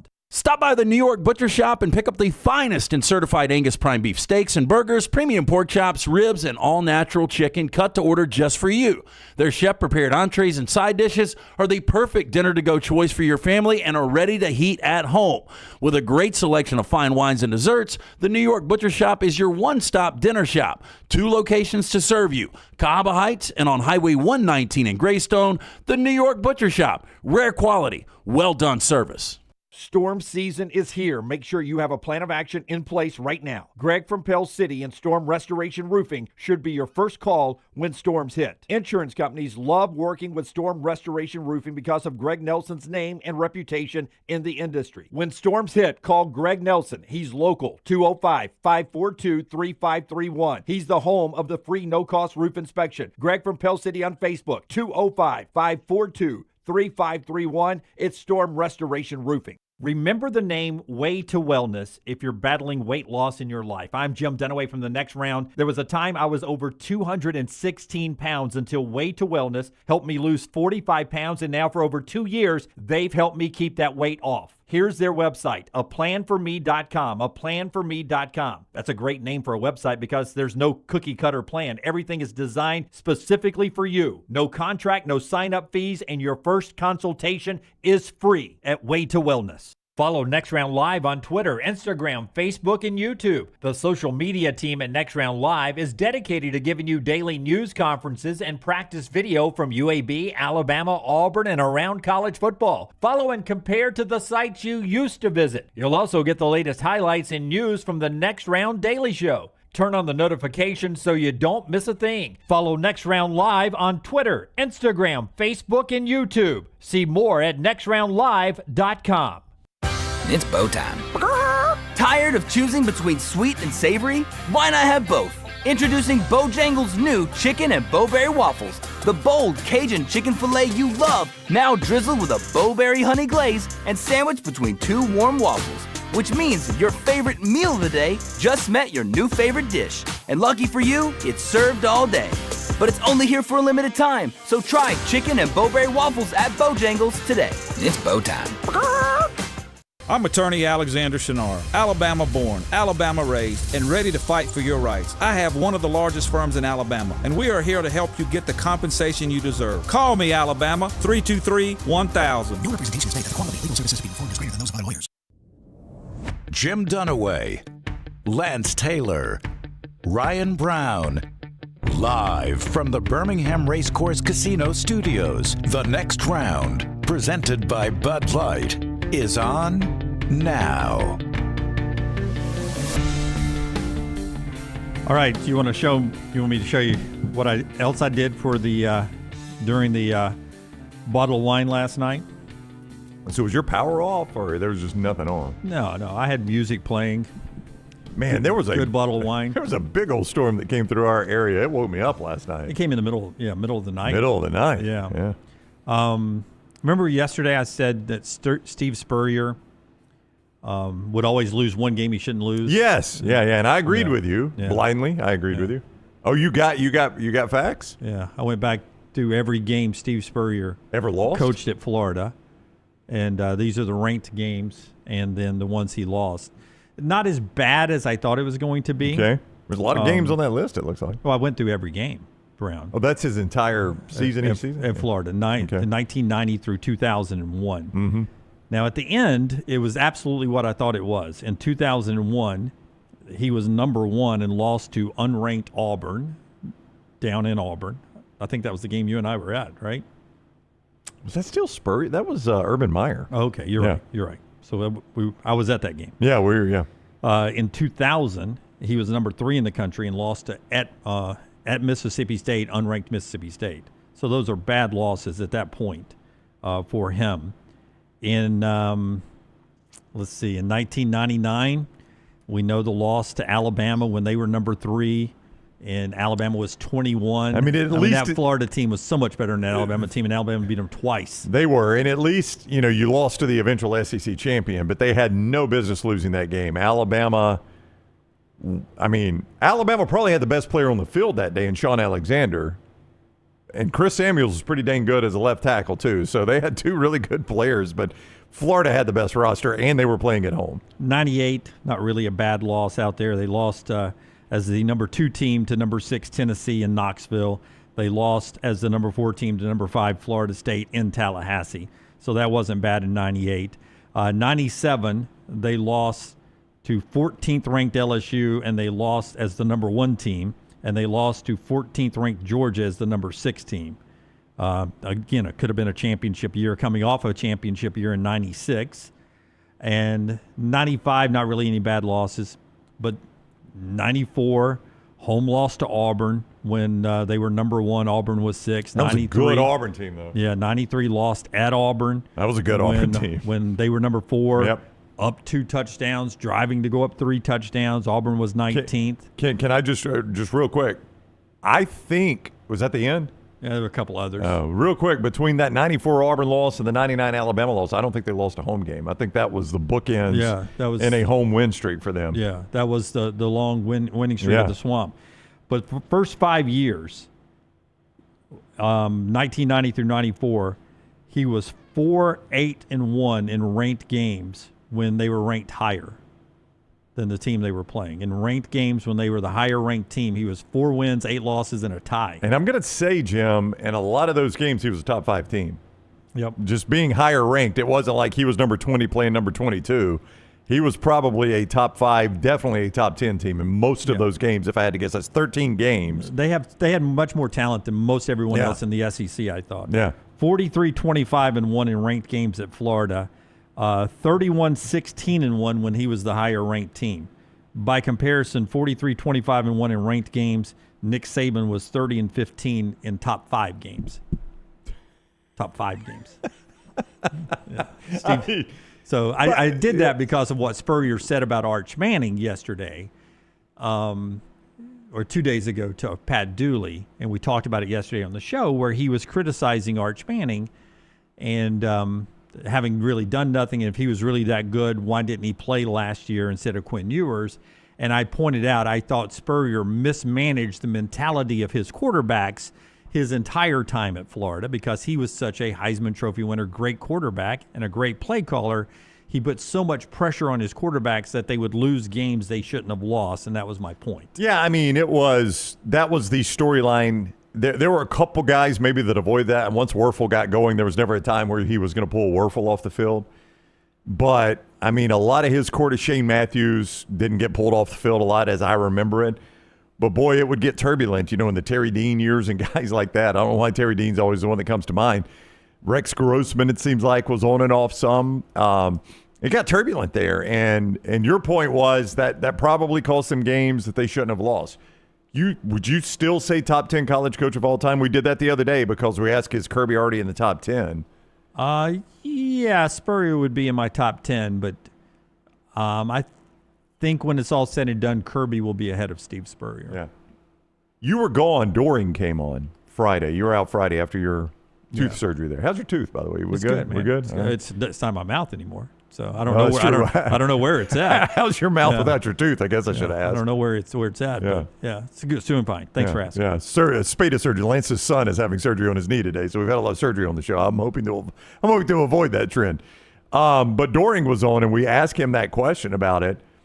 And he said the same thing I said. Like, Kirby is probably, these are not Doring's exact words, if Kirby hasn't passed Spurrier, he probably will, in most people's eyes, right? Yeah. Because Kirby's still got some tread on the tires. Spurrier's, his case has been made already. But Doring was like, man, you got to look at how we changed the SEC. And they did. And you got to factor that in, too. And I asked him, I was like, did you realize in real time y'all were changing the SEC? He goes, oh, yeah, absolutely. He's like, as we were doing it, we realized we're doing stuff nobody else is doing, and there'll be years. And he said, before I even finished, people had already started trying to copy us. Yeah. No. It was an iconic time for the Florida Gators with one of the best coaches of all time. I just think the way he handled his quarterbacks cost. They were a one-time national champion. I think it cost them other shots at the national championship. Now, they played for another one against Nebraska. Well, they got their eyes beat out of that one. He could have done anything he wanted. It didn't matter. That was one of the better Nebraska teams, too. So that was they got worked in that game. That was a bad mix. Bad mix right there. All right, before we get to the spotlight, I want to tell you about our friends at Storm Restoration Roofing. Again, Brown just said it. Another storm blew through last night. He stole the thunder, literally, from my ad I was about to do for Greg from Pell City. Lightning strikes and big winds. They can pop up anywhere, and they can do damage. It only takes one shingle to be displaced on your roof to get a water entry point into your roof. It's possible. So you want to get that roof checked out. You can do that with our friends at Storm Restoration Roofing. That's Greg from Pell City there. You can get him to jump on top of that roof with a free, no-cost roof inspection. A-plus rated with a Better Business Bureau. He and his wife own the company. They've been locally owned for over 20 years. You can check them out online and also at Facebook. It is Greg from Pell City and Storm Restoration Roofing. Tyler, we're also going to do there we go. There it is, 205-542-3531 and Greg from Pell City. Let's do the spotlight. The College Football Spotlight. It is presented by our guy, Alexander Shunnarah. The Shunnarah Spotlight, headquartered in Birmingham, 24 years. The firm has grown to more than 150 lawyers, supported by more than 500 dedicated team members, and they've recovered more than $2 billion, maintaining Alexander's core values of integrity, mastery, passion, and success. If you find yourself in need of a lawyer, call the Alexander Shunnarah Trial Attorneys. You pay nothing unless they win your case. Shunnarah.com, Shunnarah.com. Okay, cut one for me, Melton, buddy. This is Joel Klatt on our show earlier this week, 2 days ago. You see it all on our YouTube channel. Every show, every second, other cut-up videos are there for you, including the Joel Klatt interview, and always do the podcast, Apple and Spotify. Set the automatic downloads if you missed something, like Joel Klatt saying this about the SEC and the pressure this year. The SEC is going to be a great league. It's going to be a deep league. I think the Big Ten is going to be a great league. It's going to be a deep league. Here's the thing that I find fascinating, though, is in particular early, you're going to have a lot of these games that I think that the SEC, for the first time in maybe 2 decades, is under a lot of pressure to win because of how last year went. Guys, the SEC had a really, really bad end of the season last year. They lost a lot of important games that were against teams and regions that they normally dominate. And so now you're going to have these massive, massive games like Texas, Ohio State, Michigan, Oklahoma, LSU, and Clemson, among others. And they're going to need some wins in those games, because you look at what happened last year. Again, Notre Dame beat Georgia.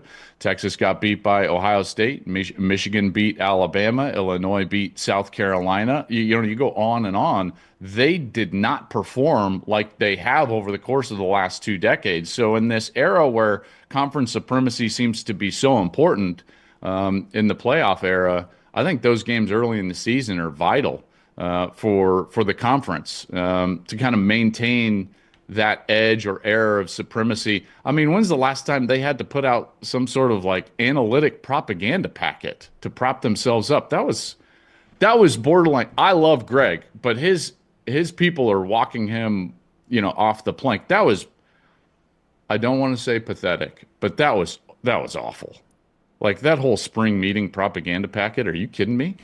For a game, for a league that plays 5 FCS opponents in November, and plays the least amount of league games of anybody in the Power Four, plays the least amount of Power Four opponents in the non-conference, plays the most FCS opponents in November. You know, like, and you're going to put out that and try to sell it off as like we're hands down the most. I'm like, come on. That's Joel Klatt on our show earlier this week. Most pressure in 2 decades to win these high-profile games. I've got 15 high-profile games in the first 5 weeks of the season for the SEC. That's a lot. It's okay. Now, he mentioned the 3 biggest ones, so I put a star by those. All right. But there are 15 games that could sort of impact and change the feel of the Southeastern Conference this year. Okay. All right? All right. And I want to, and I'd love the chat room to chime in on whether we think the SEC wins or loses this game. Okay. All right? So these are all out of conference? 15 all out-of-conference games in the first 5 weeks. And now some of these I don't think, I'll say this up front, I don't think the SEC should be expected to win some of these games. Well, sure. They're going to be underdogs at some. I'll just keep my running total. I just think that there's a chance if they were to pull the upset or win these games, it changes the SEC perception, what Joel is talking about here. The first one that's pretty big, in my opinion, is Auburn and Baylor. Now, that's not one that Joel mentions. It's not a big, marquee, huge game, but I think that is a big game for both of those. But that is one that I think sort of sets the table. And to show you my thinking on this, Brand, I'll go back to what we saw in the SEC ACC basketball challenge this past year, where the SEC was 14-2 against the ACC, 14-2. And from that point on, everybody talked about the SEC being such a dominant basketball conference last year. I think these 15 games, if the SEC rolls out of this 12-3, 11-4, you could have the same sort of conversation after the first 5 weeks of the year. Okay, I gave Auburn the win, by the way. Baylor. Right now, I think Auburn wins that game. Right now, I would say Auburn wins that game as well. I mean, not abundantly confident in it, but I'll take Auburn. Here's one of those games that could hurt the SEC. Okay. That I think is a potential loss for the SEC. That, again, it's not Texas, Ohio State, but it's week 1. It's Syracuse, Tennessee. Oh, Tennessee wins that game. I think Tennessee wins that game, but there is a potential there with what Fran Brown is doing. Tennessee, SEC's 2-0 for me. Yeah. I'll save the 2 big star ones. Alabama, Florida State, and Tallahassee. Walks good helmet game, but Alabama should win that one. So 3-0. But these are name brand games. And the other one's on a Sunday afternoon, Virginia Tech at South Carolina. Yeah, in Atlanta. Yeah. It's in Atlanta. It's in Atlanta. But Virginia Tech, South Carolina on a Sunday afternoon. I'm going to take South Carolina there. I think 4-0. Yeah. And then the 2 big high-profile ones on week 1, Texas and Ohio State in Columbus. I'm going to split these. My gut says Texas actually beats Ohio State. Okay, and then LSU at Clemson. And I'm going to give Clemson the win against LSU. LSU's been bad in those season-opening games. I do think Clemson's good this year, and tough place to play, obviously, night game. So I will give Clemson the win there. So I've got them 5-1 out of the chute.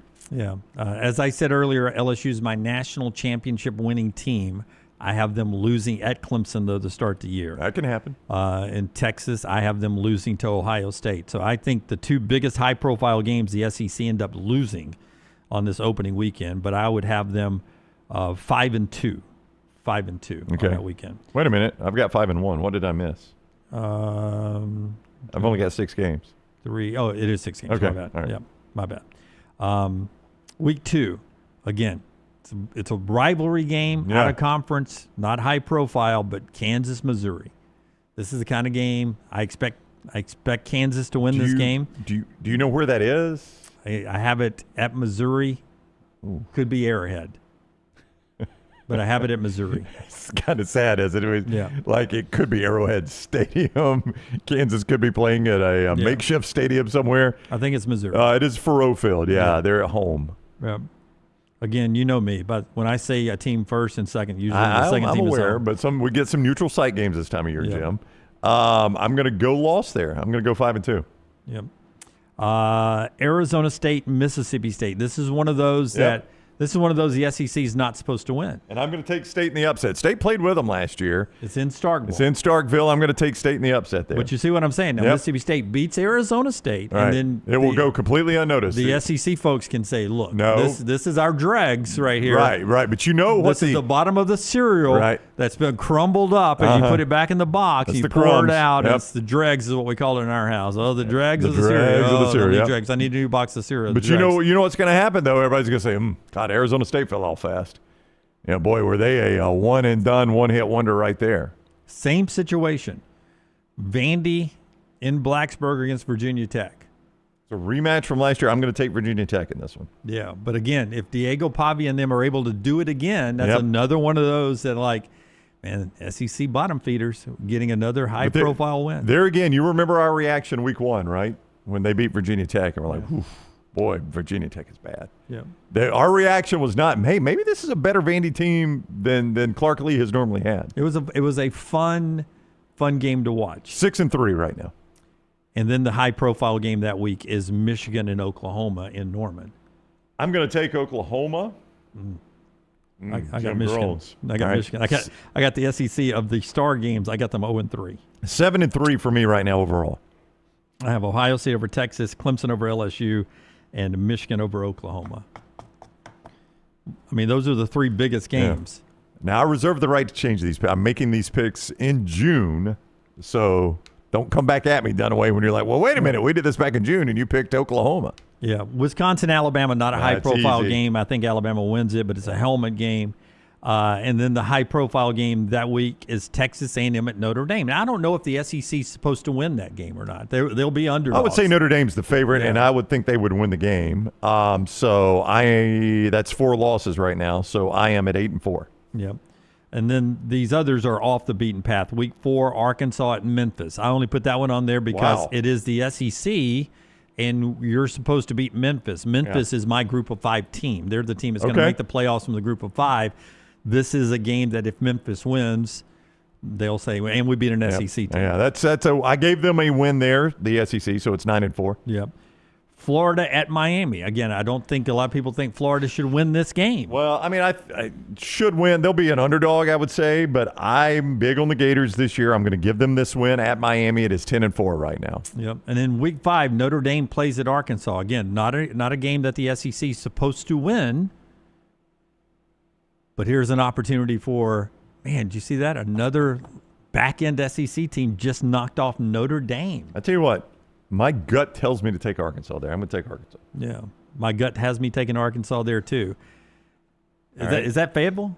That's in Fayetteville, yeah. That is in Fayetteville. Yeah, true road game for Notre Dame. I just remember good Texas going in there losing, you know? Tennessee. Good Tennessee going in there losing. Is that all of them? Those are the 15. All right, so wow, that's pretty good for the SEC for me. So I've got the SEC 11-4. Yep.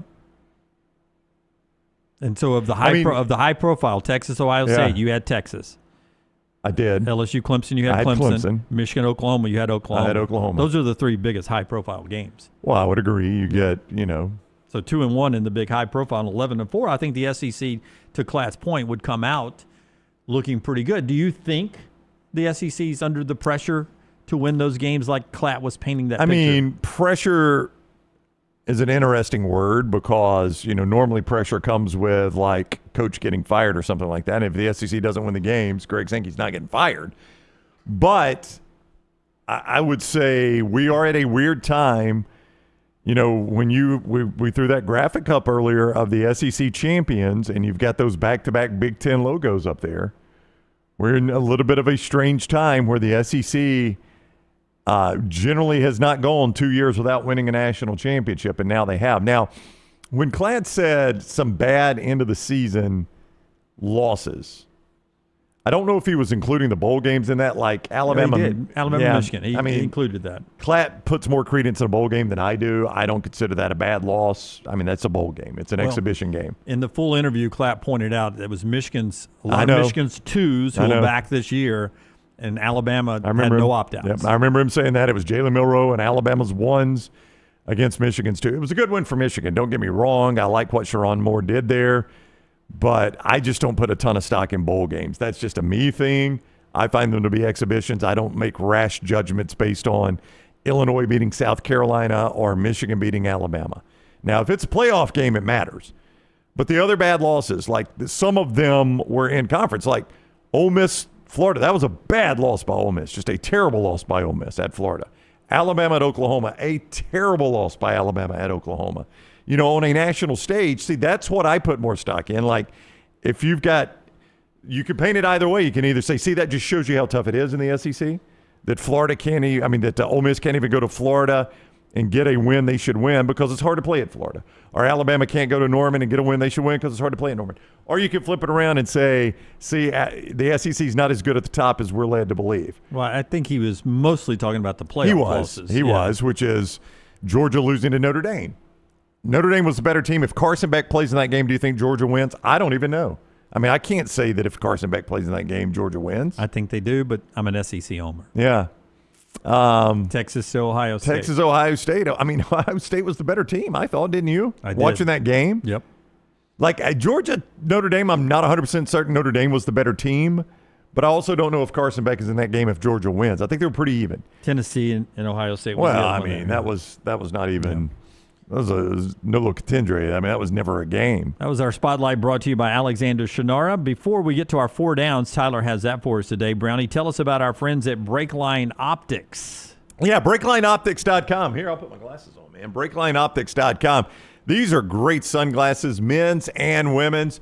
Those of you that like to be in the outdoors, if you like to fish, that's really what started this. Breakline is a term that is the dividing line when you see like saltwater coming inland and where saltwater and freshwater meets. That's the break line, right? That's the that's the origin of the name Breakline Optics. So fishing has been a big part of this. All you golfers that like to get out and play in this time of year where the sun's just beating down on you, let your eyes take it easy.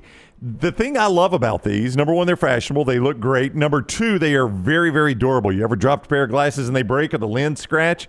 You don't run into that with Breakline because these are cast-molded Trivex lenses. Now, what is polarized as well? What does that mean?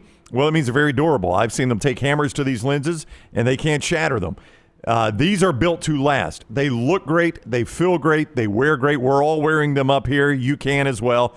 Deep South Outfitters is where you find them at Deep South Outfitters in Birmingham, or you can go online, BreaklineOptics.com. That is BreaklineOptics.com. First down.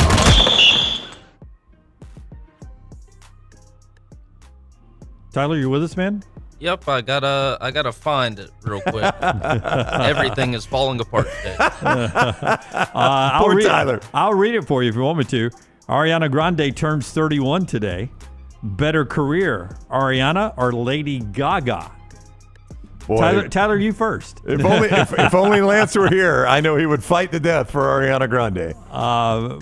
Personally, I love Ariana Grande when she makes. I don't. Second reference of the late night shows. I don't watch those late night shows, but I only get them fed to me through my algorithms. And she is uber talented when she's on Jimmy Fallon doing the fake spin wheel, where I think they already know that she's going to, she's got to do Celine Dion, and she quickly does the Celine Dion or a Kelly Clarkson impersonation. She's really good at impersonation, really funny. Loved her show on Disney back in the day when my kid was little and we had to watch that show. I like Lady Gaga too, but I'm going to go Ariana Grande. I would say, would you guys say, all right, if we just separate music and acting, that what Lady Gaga did on the silver screen trumps anything that Ariana Grande has done in acting? She's an Oscar winner, and she's one away from an EGOT. All she's got to get is a Tony. Yeah. She won an Emmy for her Super Bowl performance when she sang the theme from Top Gun, I believe. See, I'm glad I asked this because Milton just sold me on it. I didn't know she was one away from an EGOT. One away. Her and Nick Saban winning an Emmy from the same event. Yeah, that's kind of crazy. Yeah.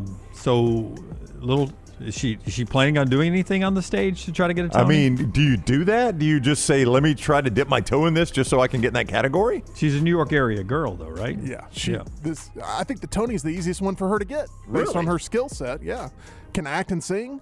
Do you think I don't know how Tony voting works, don't really care, but I wonder if they'd get caught up knowing that she only needs that if she might get some votes. They're not the Baseball Hall of Fame.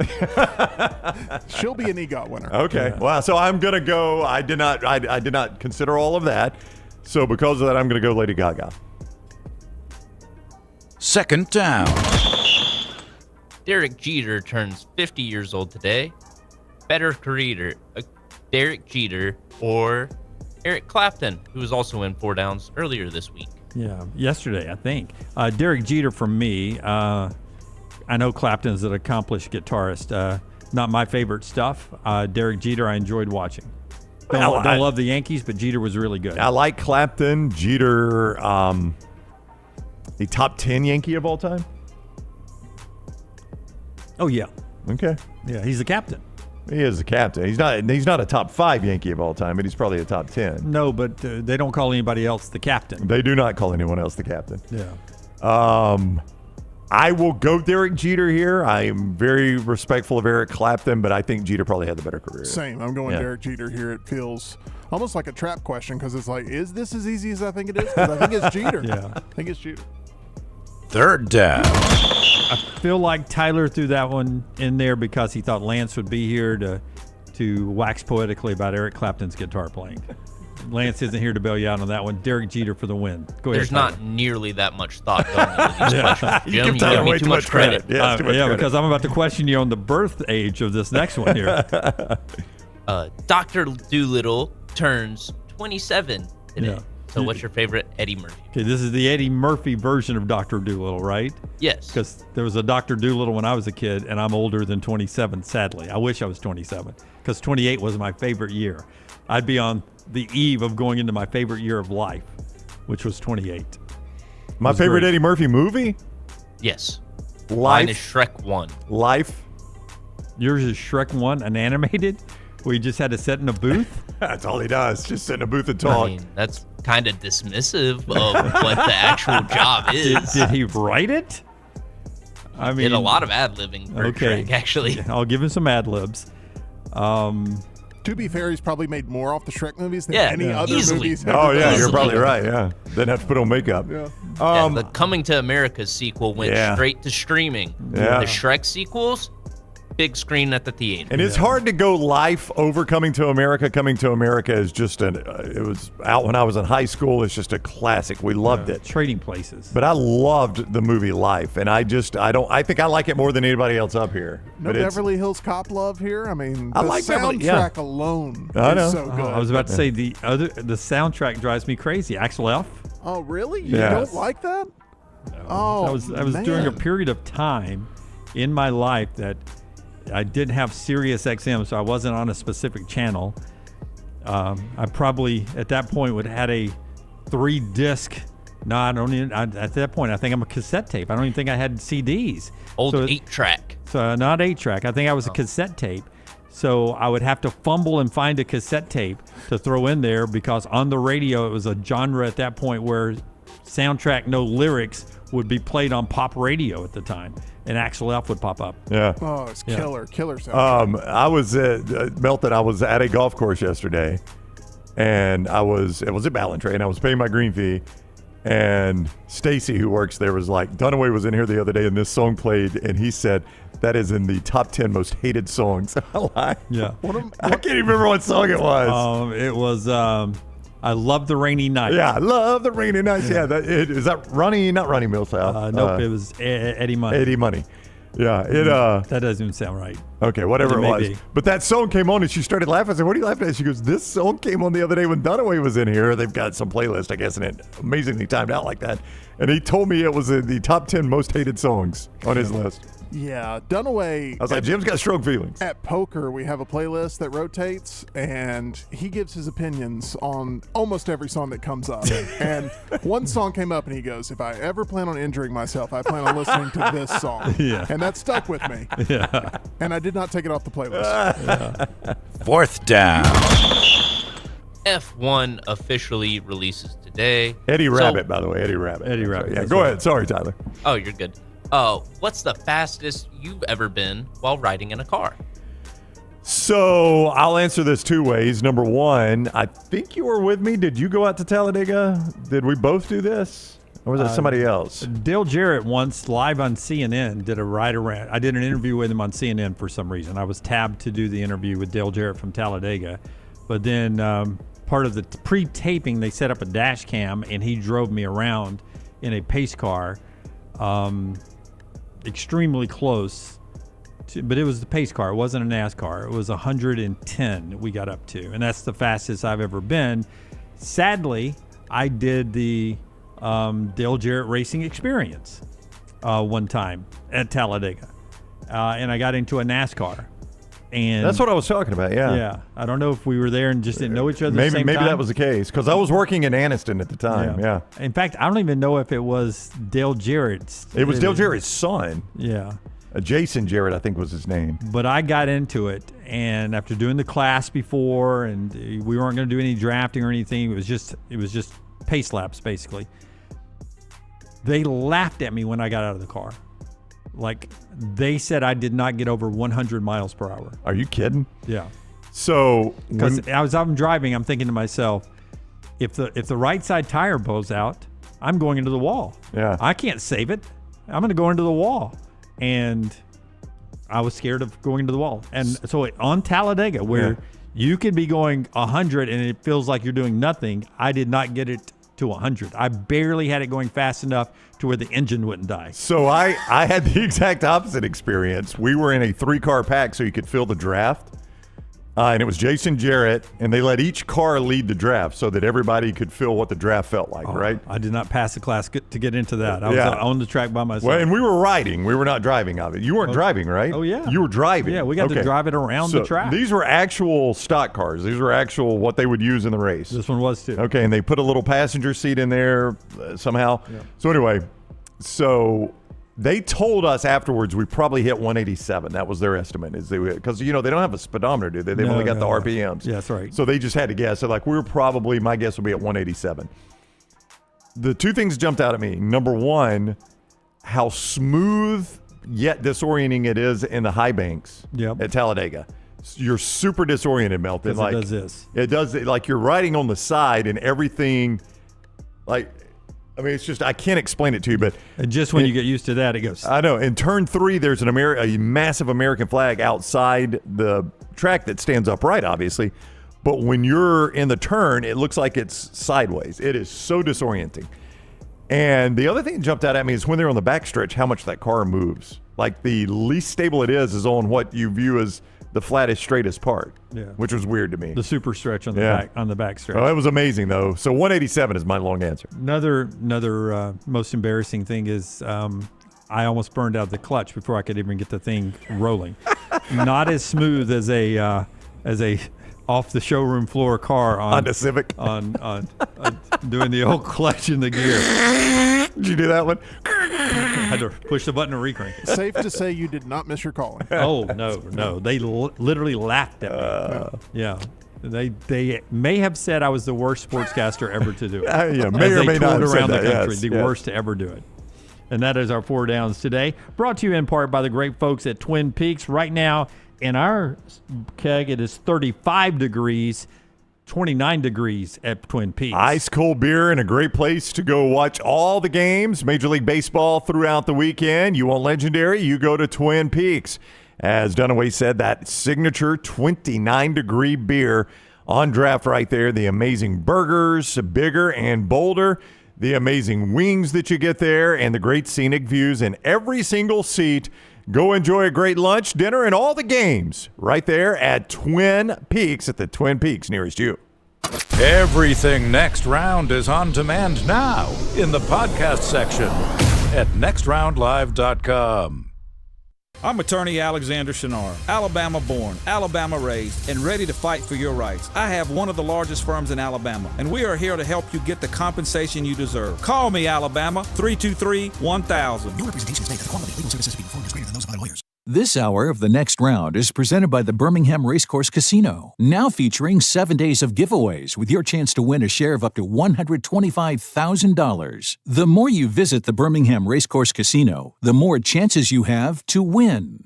Hey, Lance Taylor from the Next Round to tell you about one of our favorite places for breakfast, lunch, and dinner. That is Hamburger Heaven since 1982. Hamburger Heaven has been serving Birmingham's best hamburgers, cheeseburgers, French fries, hand-spun milkshakes, and sandwiches made fresh to order.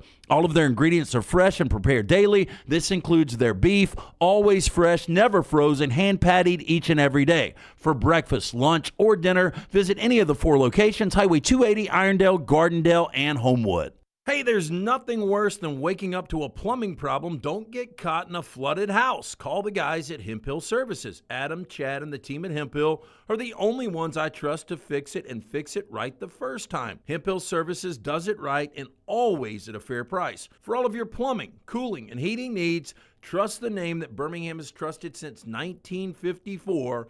That is Hemp Hill Services. Call now, 205-229-2090. That's 205-229-2090.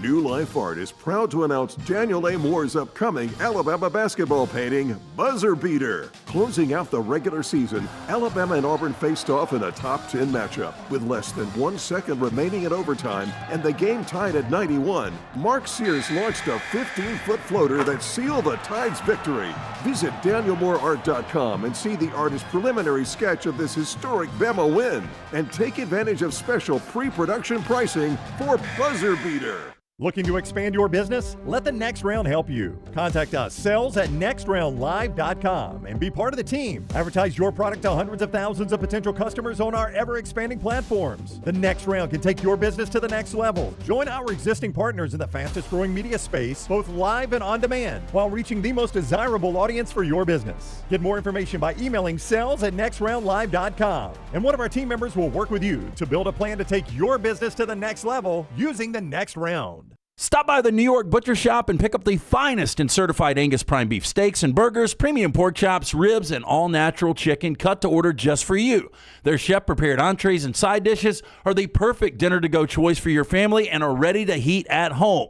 With a great selection of fine wines and desserts, the New York Butcher Shop is your one-stop dinner shop. 2 locations to serve you, Cahaba Heights and on Highway 119 in Greystone. The New York Butcher Shop, rare quality, well-done service. When you crave activity like we do, you belong in the Roback family. Get the best golf wear, hoodies, and activewear for men and women at Roback.com. Use promo code TNR20 to get 20% off your order. That's Roback.com, promo code TNR20. It's bow time. Tired of choosing between sweet and savory? Why not have both? Introducing Bojangles' new chicken and bowberry waffles. The bold Cajun chicken filet you love, now drizzled with a bowberry honey glaze and sandwiched between 2 warm waffles. Which means your favorite meal of the day just met your new favorite dish. And lucky for you, it's served all day. But it's only here for a limited time, so try chicken and bowberry waffles at Bojangles today. It's bow time. I'm attorney Alexander Shunnarah, Alabama born, Alabama raised, and ready to fight for your rights. I have one of the largest firms in Alabama, and we are here to help you get the compensation you deserve. Call me, Alabama, 323-1000. No representation is made that the quality of legal services being performed is greater than those of other lawyers.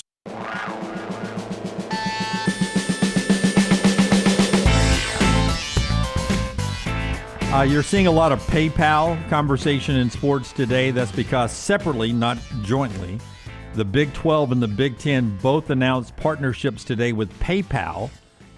That will be the official system that they will pay their student athletes with in revenue share. Now, I'm not a PayPal person. I'm a Venmo person. I haven't used PayPal forever. Who uses PayPal, and you do, Tyler? So give me Tyler's microphone. So does it work like Venmo? Like, this is the way, like, if the school is paying me, $2,000 every 2 weeks as part of my rev share, this is how I'm going to receive the money, is the way I read here from the Big 12 and the Big 10. Yeah, so a lot of people use PayPal for like online businesses. I resell a lot of clothes and shoes. I'll buy a pair of shoes for $100 and try and sell them for $300 on StockX, and I'll get. There's a sucker born every day. You buy them for $100, you sell them for $300. Yeah, how are you doing that? Where are you buying them for $100, Tyler? You buy them from Nike. Well, why do people pay $300? Why don't they just go to Nike? Because and buy it's them? limited. Oh, so you're ahead of the game. Okay.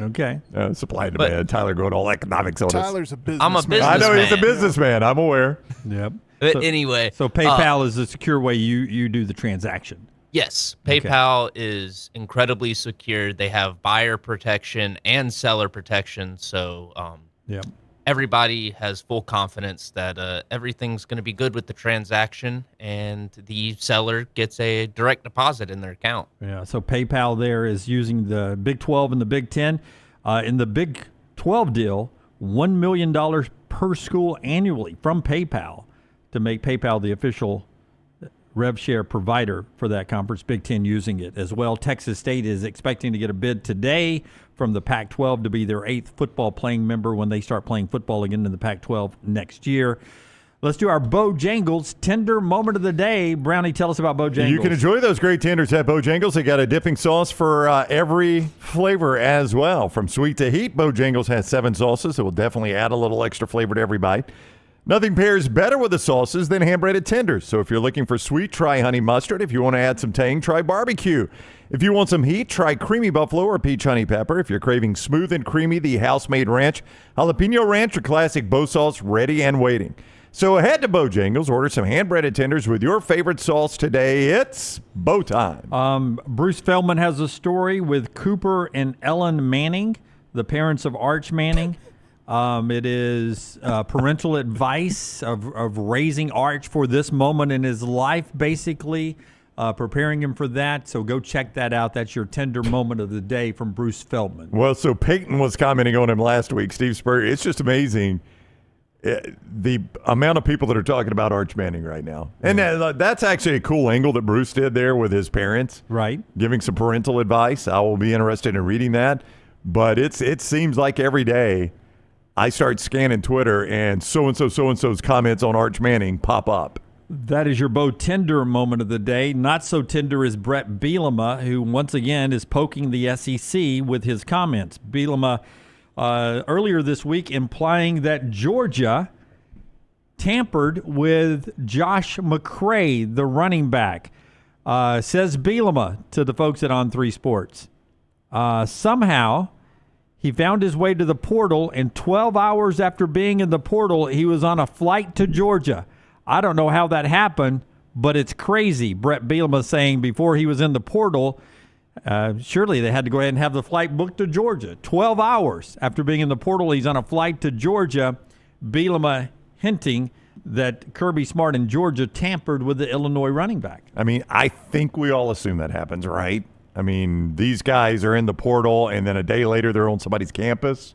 Or they're in the portal, and a day later they've committed somewhere already. I love me some Kalen DeBoer. I love me some Jeremy Bernard, who's on our new video that drops at 12 noon today with Emily Grace on our YouTube platform. But was Bernard in a portal when DeBoer left, or did that happen already? They already had a relationship. I don't know, but at least in that one, there's an obvious they're gonna talk, right?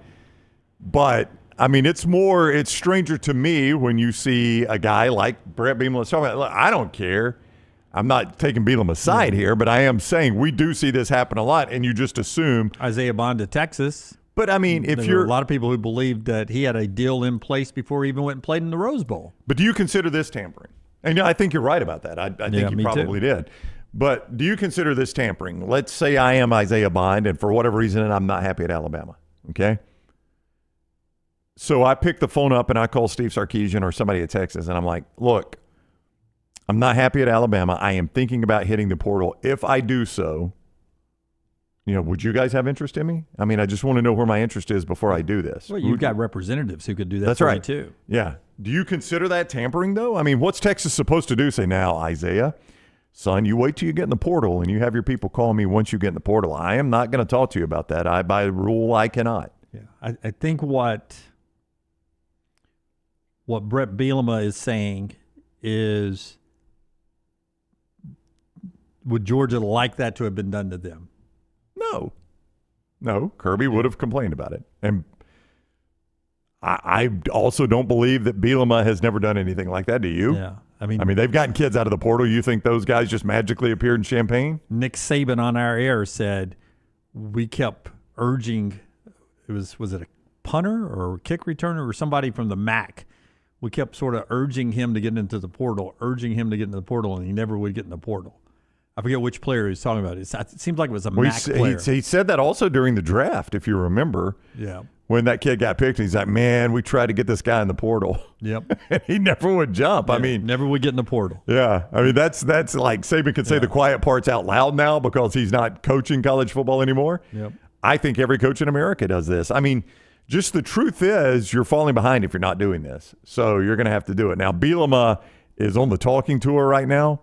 I mean, this guy, I saw him on with Barstool, and they brought up it was over a Christmas break, and we were off some shows, so we never really talked much about it on the show. But the whole Bielema-Shane Beamer interaction, you remember that in the bowl game, right? Yes. Was that the Duke's Mayo Bowl, I think it was? Yes. Whatever bowl it was. But it was, when you had Bielema walking over and making signs. He did the Iron Cross. Yep. And everybody thought at the time he was doing that because Beamer was upset at his slow substitutions. Yeah, but no, it was about the kickoff. It was, Yeah. but Illinois was slow subbing, and South Carolina was having to use timeouts, and, this is the sign for we're holding until the snap. But what Bielema was pissed at was the kick returner doing this, and the kick got returned, and it actually got the rule changed. Yep. So on Barstool, they asked him, like, have you and Beamer made up? And actually they have. He's like, we talked. Everything's fine. He goes, look, I accept that I'm fiery during competition, and I probably go overboard a little bit. They said, well, what about Jim Harbaugh? Jim Harbaugh, and he goes, Jim and I have not spoken. Yeah. So it looks like he and Harbaugh are going to take it to the grave. But that was his exact words. It was like, Jim and I have not spoken. Yeah. So that's a interesting Bret Bielema offseason here is he's got a good football team that a lot of us on the show don't think lives up to expectations. We'll see if Illinois does that. The show is brought to you by Company Distilling. Brownie, this lives up to expectations. It's now available in ABC stores. That's right. As you like to say, from ABC Store 1 to 853, you can find the great brand Company Distilling. Good friends of ours, and they are doing tremendous work. So go to your ABC store or any store. If they don't have Company Distilling, tell them you want the Company Distilling there. They came in and brought some of their bourbons, and the one I really like is that one that's aged in the apple barrel, the Applewood barrel. Just fantastic. They've got some great bourbons there. Company Distilling. It is in your ABC store, but if it's not in the place you go, tell them you want Company Distilling. Yeah, and also by our friends at New York Butcher, a great time to swing by there. Two great locations, one on Highway 119 just off of 280, one in Cahaba Heights.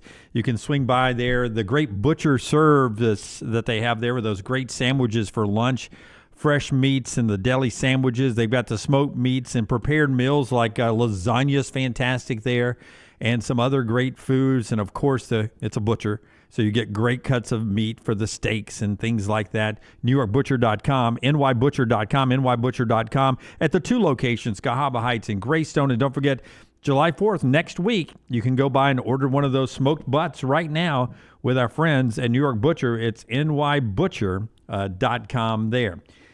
Braves lose last night. Mets try to even the series. Thought the Braves were on the way to another sweep. First time the Mets beat them all year, 7-3 last night. 5-run fourth inning, I think it was, that did the Braves in. 6-10 tonight, the game 4 of that series before the Braves get out of town.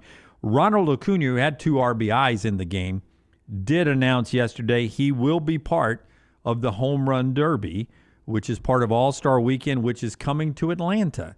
And I feel like that Acuna should be in the Home Run Derby in Atlanta. Well, number one, you want your stars in the Home Run Derby. That's important. But number two, I think it's always good to have the hometown star, don't you? Like if you're playing in a city that's got a prolific hitter, good home run hitter, I think it's cool to have them in there. Give somebody for the crowd really to get behind and pull for. Yeah. So, I think it's great that Acuna's in it. So Acuna's going to step up and do that, and his bats starting to heat up a lot there for them. A couple more RBIs last night. This is interesting, and I want to get your thoughts on this. The Giants owner, the San Francisco Giants owner, made the announcement yesterday that in the works and coming soon, a Barry Bonds statue outside of the old Pac Bell, whatever it's called now, stadium right there on the San Francisco Bay, McCovey's Cove. There will be a Barry Bonds statue out there. I love this. Kind of hard to believe it's taken this long. The guy should be in the Hall of Fame. Unbelievable player, was a Hall of Famer before he did steroids, and was so entertaining to watch him hit a baseball when they would pitch to him. And they're going to honor him with a statue outside the stadium. Kind of hard to believe it has taken this long. I think there's a Willie Mays statue out there already, if I'm not mistaken, Jim. I do believe that is the case. I've been past that stadium. I haven't been to a game there. I don't know if there's a McCovey statue. I know he's got a Cove. I don't know if he's got a statue. But when you think San Francisco Giants, Willie Mays and Barry Bonds are easily the best two Giants of all time, right? Bonds, Mays. Would you throw McCovey in there? I would throw McCovey in there. Does he rise to that level? Yep. I mean, I'm trying to think of a great pitcher. Will Clark. Yeah. I mean, there's a lot of them, but I think Bonds and Mays obviously rise above the rest. That's two of the best all-around players ever to have played the game. So, I mean, I don't know that I don't know how you wouldn't have a Barry Bonds statue there. Now, look, I know the stigma that goes around Barry Bonds. It doesn't bother me. I could have cared less if those guys took steroids or not. But a lot of people care about that, and that's their prerogative to care about it and get wound up about it. I'm just there for the entertainment. If they use steroids or not, I didn't really care. I just want to see guys hit bombs, and they were doing that. 5 Giant legends are outside of Oracle Park. Willie Mays, Willie McCovey, Juan Marichal. Okay. Gaylord Perry, which is surprising. Wow, really? Yeah. That guy played for 8 million teams. Yeah. His hands are always moist if you touch his statue. Famous for throwing the ball. Yeah. Orlando Cepeda. Okay. Well, I mean, of that group, with all due respect to Marichal and Cepeda and Wet Hands Perry and Willie McCovey, your best two players of that group are easily Barry Bonds and Willie Mays. Yeah, but, not in the Hall of Fame yet. And maybe never will be. I don't know. He should be. Pete Rose is back now after a lifetime ban. I mean, does Pete Rose have a statue? I wonder, do you think Pete Rose has a statue in Cincinnati? I would say no. I don't know if they do statues there. I would say Pete Rose does not have a statue in Cincinnati. I wonder if they were banned from actually building one. I would have built it across the street from the stadium if I were there. Nope. No statue? statue? Incorrect. Pete Rose has a bronze statue at Great American Ballpark. It's actually pretty cool, by the way. It's him diving into the base. Oh, yeah. Helmet off, hair flying, and he's diving into the base. So, cool. he does have a statue. Well, he deserves one. Right at Crosley Terrace, joining the other statues of Reds legends. I wonder if Crosley Terrace is on the actual property. Like you said, they had to build it across the street just so they could get past Major League Baseball. So Pete Rose already has a statue. Bonds is getting his there. I mean, we got to let that steroids era go, I think. Madison Bumgarner, great Giants pitcher, obviously. Buster Posey, great Giants catcher. Some of the suggestions in the chat room. I don't know if they rise to the level of some of those guys. I mean, I would put Bumgarner in front of Gaylord Perry. Maybe I'm discounting Gaylord Perry. The Gaylord Perry ones that threw me. I liked Bumgarner. I loved his interviews. I loved the way he's approached it. Buster Posey, I know he was a fantastic catcher. I can't get past the fact that he ruined plays at the plate for us.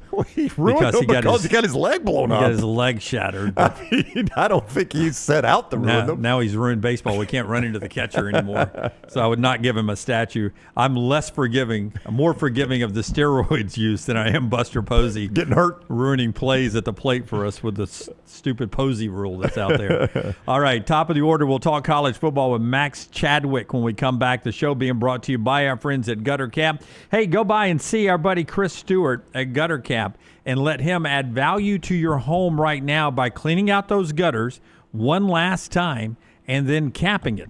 Don't have to climb up that ladder anymore and clean out the gutters. One last clean out, he'll do that for you. Then they'll cap it, and you never have to worry about it again. Up to 45% off, free estimates right now when you call our buddy C-Stu, 205-823-2212. 823-2212 or guttercapbirmingham.com. Call the next round now at 205-734-0923. I'm attorney Alexander Shunnarah, Alabama born, Alabama raised, and ready to fight for your rights. I have one of the largest firms in Alabama, and we are here to help you get the compensation you deserve. Call me, Alabama, 323-1000. Your representation is made that the quality of legal services being performed is greater than those of other lawyers. You could win a Cadillac CT5 or your share of $25,000 in free play and cash at Birmingham Racecourse Casino.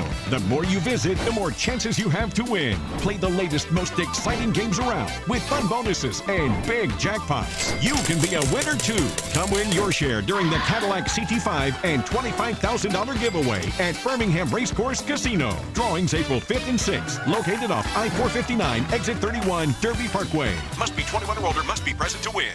Stop by the New York Butcher Shop and pick up the finest in certified Angus prime beef steaks and burgers, premium pork chops, ribs, and all-natural chicken cut to order just for you. Their chef-prepared entrees and side dishes are the perfect dinner-to-go choice for your family and are ready to heat at home. With a great selection of fine wines and desserts, the New York Butcher Shop is your one-stop dinner shop. 2 locations to serve you, Cahaba Heights and on Highway 119 in Greystone. The New York Butcher Shop. Rare quality, well-done service. As we all know, there's no off-season when it comes to college football. If you want to stay in the know with all things Alabama, join us over on covercrimson.com and get $25 off your annual subscription. We'll keep you up to date and give you exclusive content all the way to the first Saturday of football season on covercrimson.com. Hey, there's nothing worse than waking up to a plumbing problem. Don't get caught in a flooded house. Call the guys at Hemp Hill Services. Adam, Chad, and the team at Hemp Hill are the only ones I trust to fix it and fix it right the first time. Hemp Hill Services does it right and always at a fair price. For all of your plumbing, cooling, and heating needs, trust the name that Birmingham has trusted since 1954. That is Hemp Hill Services. Call now, 205-229-2090. That's 205-229-2090. Hang out with the next round on the go. Whether you're driving to work, running errands, sitting on the beach, or you just need a break from the real world, we can keep you company. Check out the next round, Mystery Fifth Hour, and our other shows on your favorite podcast app. We'll meet you there. Hey, let me tell you about our friends at Urology Centers of Alabama. Compassionate and comprehensive urological care with 35 physicians, 17 locations across Alabama. Their patient-centered approach to all of your urological needs. Remember, they've got that new men's health center. It is beautiful, helping men with a wide range of sensitive male issues in a comfortable environment. You can always go online, visit urologycentersalabama.com, schedule an appointment with one of their many urologists today. Since you listened to my last message so well and got rid of those cargo shorts and stained t-shirts, it's time to replace them with Roback. Go to roback.com and click on the Refresh collection to find all that you need for an EG-approved wardrobe. It includes pieces that will have you ready to hit the golf course after a busy day of meetings or comfy favorites for travel and working from home. Get 20% off using code TNR20. See, I'm saving you some money. It's bow time. Tired of choosing between sweet and savory? Why not have both? Introducing Bojangles' new chicken and bowberry waffles. The bold Cajun chicken filet you love, now drizzled with a bowberry honey glaze and sandwiched between 2 warm waffles. Which means your favorite meal of the day just met your new favorite dish. And lucky for you, it's served all day. But it's only here for a limited time, so try chicken and bowberry waffles at Bojangles today. It's bow time. I'm attorney Alexander Shunnarah, Alabama born, Alabama raised, and ready to fight for your rights. I have one of the largest firms in Alabama, and we are here to help you get the compensation you deserve. Call me, Alabama, 323-1000. Your representation is made that the quality of legal services being performed is greater than those of other lawyers. Jim Dunaway, Lance Taylor, Ryan Brown. Live from the Birmingham Racecourse Casino Studios, the next round, presented by Bud Light, is on now. All right, final hour of the show, always brought to you for 982 shows by our friends at Champy's World Famous Fried Chicken, Highway 119 in Alabaster. Great Southern comfort food. I always tell you, if you've got anyone from the north who comes to the south and they want to say, man, give me some good Southern food, you take them to Highway 119 in Alabaster to Sterling's Place. It's been in the same location for over a decade. And try that Southern fried chicken, brined overnight, cooked to order, Mississippi Delta recipe tamales, and so much more. It's champyschicken.com. We didn't send it out from our social media yesterday, but I gave you my dream SEC team. She sent it out today. She sent it out today? Yeah, I just saw it. I used the next guest, their website, their social media so much in picking my favorite position rooms that I'm excited to hear his best quarterback room. Okay, I think you'll like it. That's the one I'm getting the most heat on. My Really? quarterback room. Okay. Yeah. Max Chadwick is who Jim is discussing here. Max is Pro Football Focus.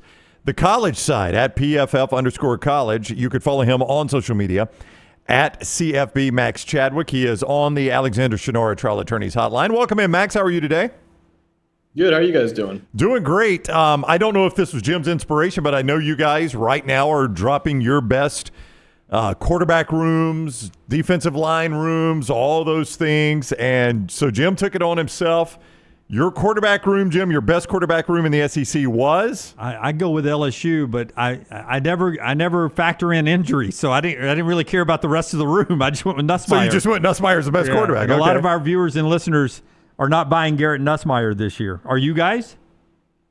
Yeah, I like Garrett Nussmeier a lot. I would say he is the best quarterback in the SEC right now. I think he's a top 5 quarterback in the country. And the reason why, a big reason why I had LSU as my number 1 quarterback room was because of Garrett Nussmeier, right? But looking at the entire quarterback room in itself, though, you still have a guy in Michael Van Buren Jr. transferring in from Mississippi State. He started like 8 games last year for Mississippi State as a true freshman and actually looked pretty impressive in those starts. So really good backup behind Nussmeier. Probably will be the next LSU starting quarterback after Nussmeier goes on to the NFL. So you have him there too. And then you have a couple of former 4-star recruits behind him and Jawan Johnson and Colin Hurley too. So yeah, I agree with you. I think LSU not only is the best SEC, I think it's probably the best quarterback room in the entire country right now. Ooh, oh wow. So Jim, you got the whole country right. Yeah.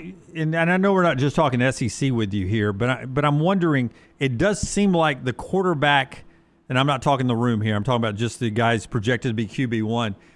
It seems like you can go 1 to 8, 9, 10, 11 and have a lot of discussion about where the quarterbacks rank this year in the SEC. There's not a set 1, 2, 3 for anybody. It seems like everybody's list is totally different.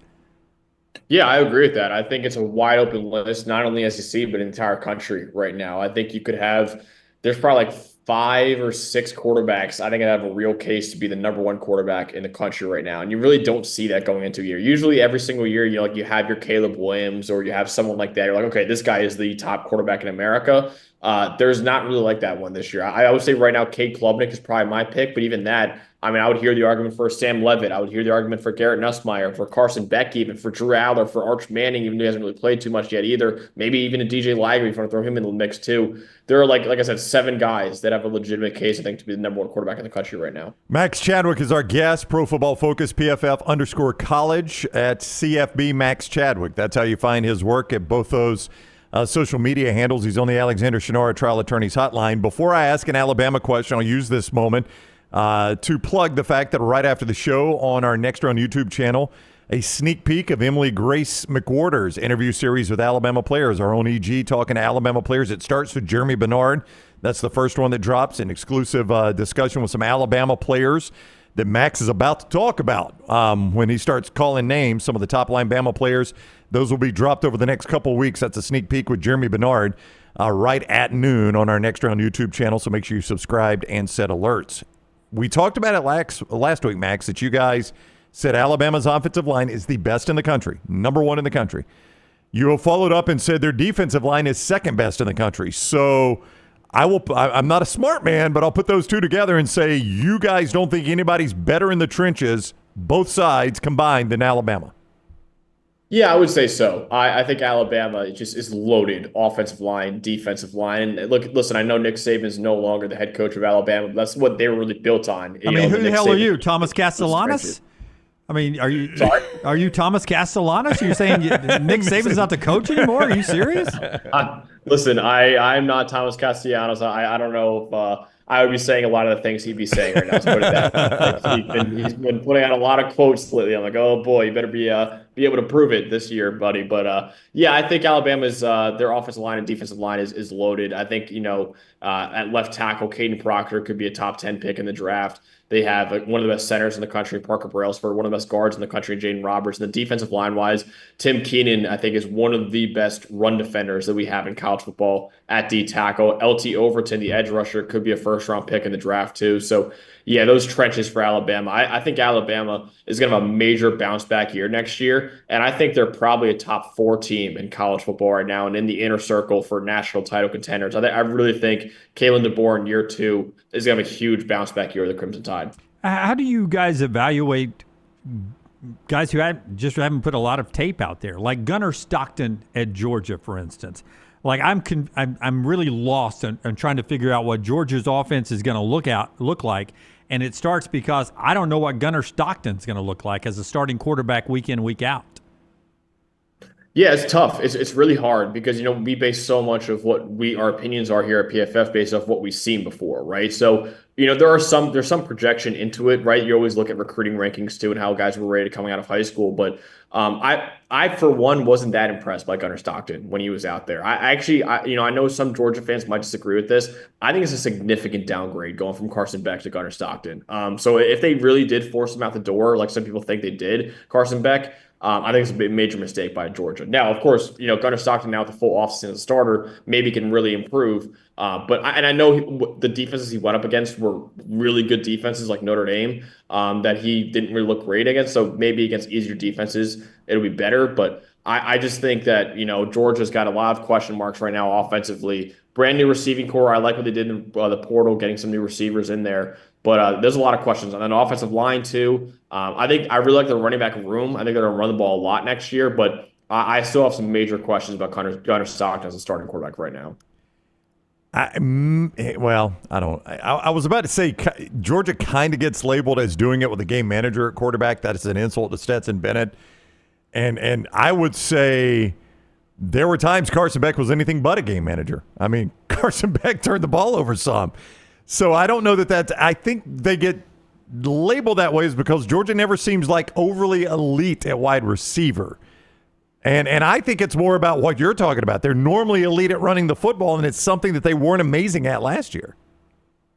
Yeah, exactly. And I think the one thing with Carson Beck, and I know it was a down year. I'm not denying that at all. It was a down year for Carson Beck last year. However, I think his supporting cast really let him down last year. I think Georgia's receivers, that they're like a well below average receiving core in terms of grading and all that. They had some of the most drops in the country in that receiver room. And they really missed Brock Bowers and Lyle McConkey in that receiving group last year. So, yeah, Beck wasn't great. He wasn't as good as 2023. But I also think, if you're saying, Carson Beck was a problem with Georgia last year, I don't really think it's really showing as much context for what was going on in that Georgia room and why I think Carson Beck is still one of the best quarterbacks in the country, because he really was let down a lot by the supporting cast last year. And we've seen time and time again in college football and even the NFL, if you don't have a great supporting cast for your quarterback, I don't care how good your quarterback is, he's going to struggle out there, right? So I think Georgia's receiving core, at least, really let down Carson Beck last year. Max Chadwick is with us, PFF College, at PFF_college. To see their work there on social media. You can follow him on social media at CFB Max Chadwick. He is on the Alexander Shunnarah Trial Attorneys Hotline. According to your guys' rankings, nobody is better in the country in the back end of defense than the Texas Longhorns. You think they've got the best linebacking core and secondary in America. We focus so much on Arch Manning when we talk about Texas. We may be missing the bigger picture, according to you, is how good the back end of that defense is. Yeah, honestly, even last year, they made the semifinals last year for having one of the best defenses in college football, right? I think that was the big reason why they made it all the way to the semifinals, was because of that defense. And I think, they lost some key pieces from that defense, like Jahdae Barron, who was a first-round pick. Andrew Makuba was a star as well. But you bring back guys like the best linebacker in America, in my opinion, Anthony Hill Jr. And you also bring back one of the best corners in the country, Malik Muhammad, one of the best safeties in the country, and Michael Taft, too. And then really good players outside of those three players. But you have the star power, you have the depth at linebacker and in the secondary. Then even up front on the defensive line, I really like what they did in the portal. And they have, in my opinion, the best edge rusher in the country and true sophomore Colin Simmons, who I think is going to be a superstar in college football as a true sophomore. So I think Texas defensively, I know they lost some key pieces, but I really think this is going to be, once again, one of the best defenses in college football. What about their receiving room with Arch throwing the football? You need that offensive line, but you need playmakers there. And we talked about Bama. We know Auburn's got good receivers. What about Texas's receivers? Yeah, so I had Texas with the number 8 receiving core in the country going into next year. And I know they lost a lot of their top 3 pass catchers. They lost Matthew Golden and Gunnar Helm and Isaiah Bond. But they brought back Ryan Wingo, who I thought was really impressive as a true freshman. I think he'll have a major breakout year as a sophomore, as the number one wide receiver for Arch Manning. DeAndre Moore Jr. is a really solid player too. And then the thing I really love what Texas did, they went in the portal. They added 2 really good players. Jack Endries, my number 2 tight end in college football. I think he's a star at tight end. He's going to be, I think, even better than Gunnar Helm, honestly. I think Jack Endries is a really good player from Cal. And then Emmett Mosley coming in from Stanford at wide receiver too.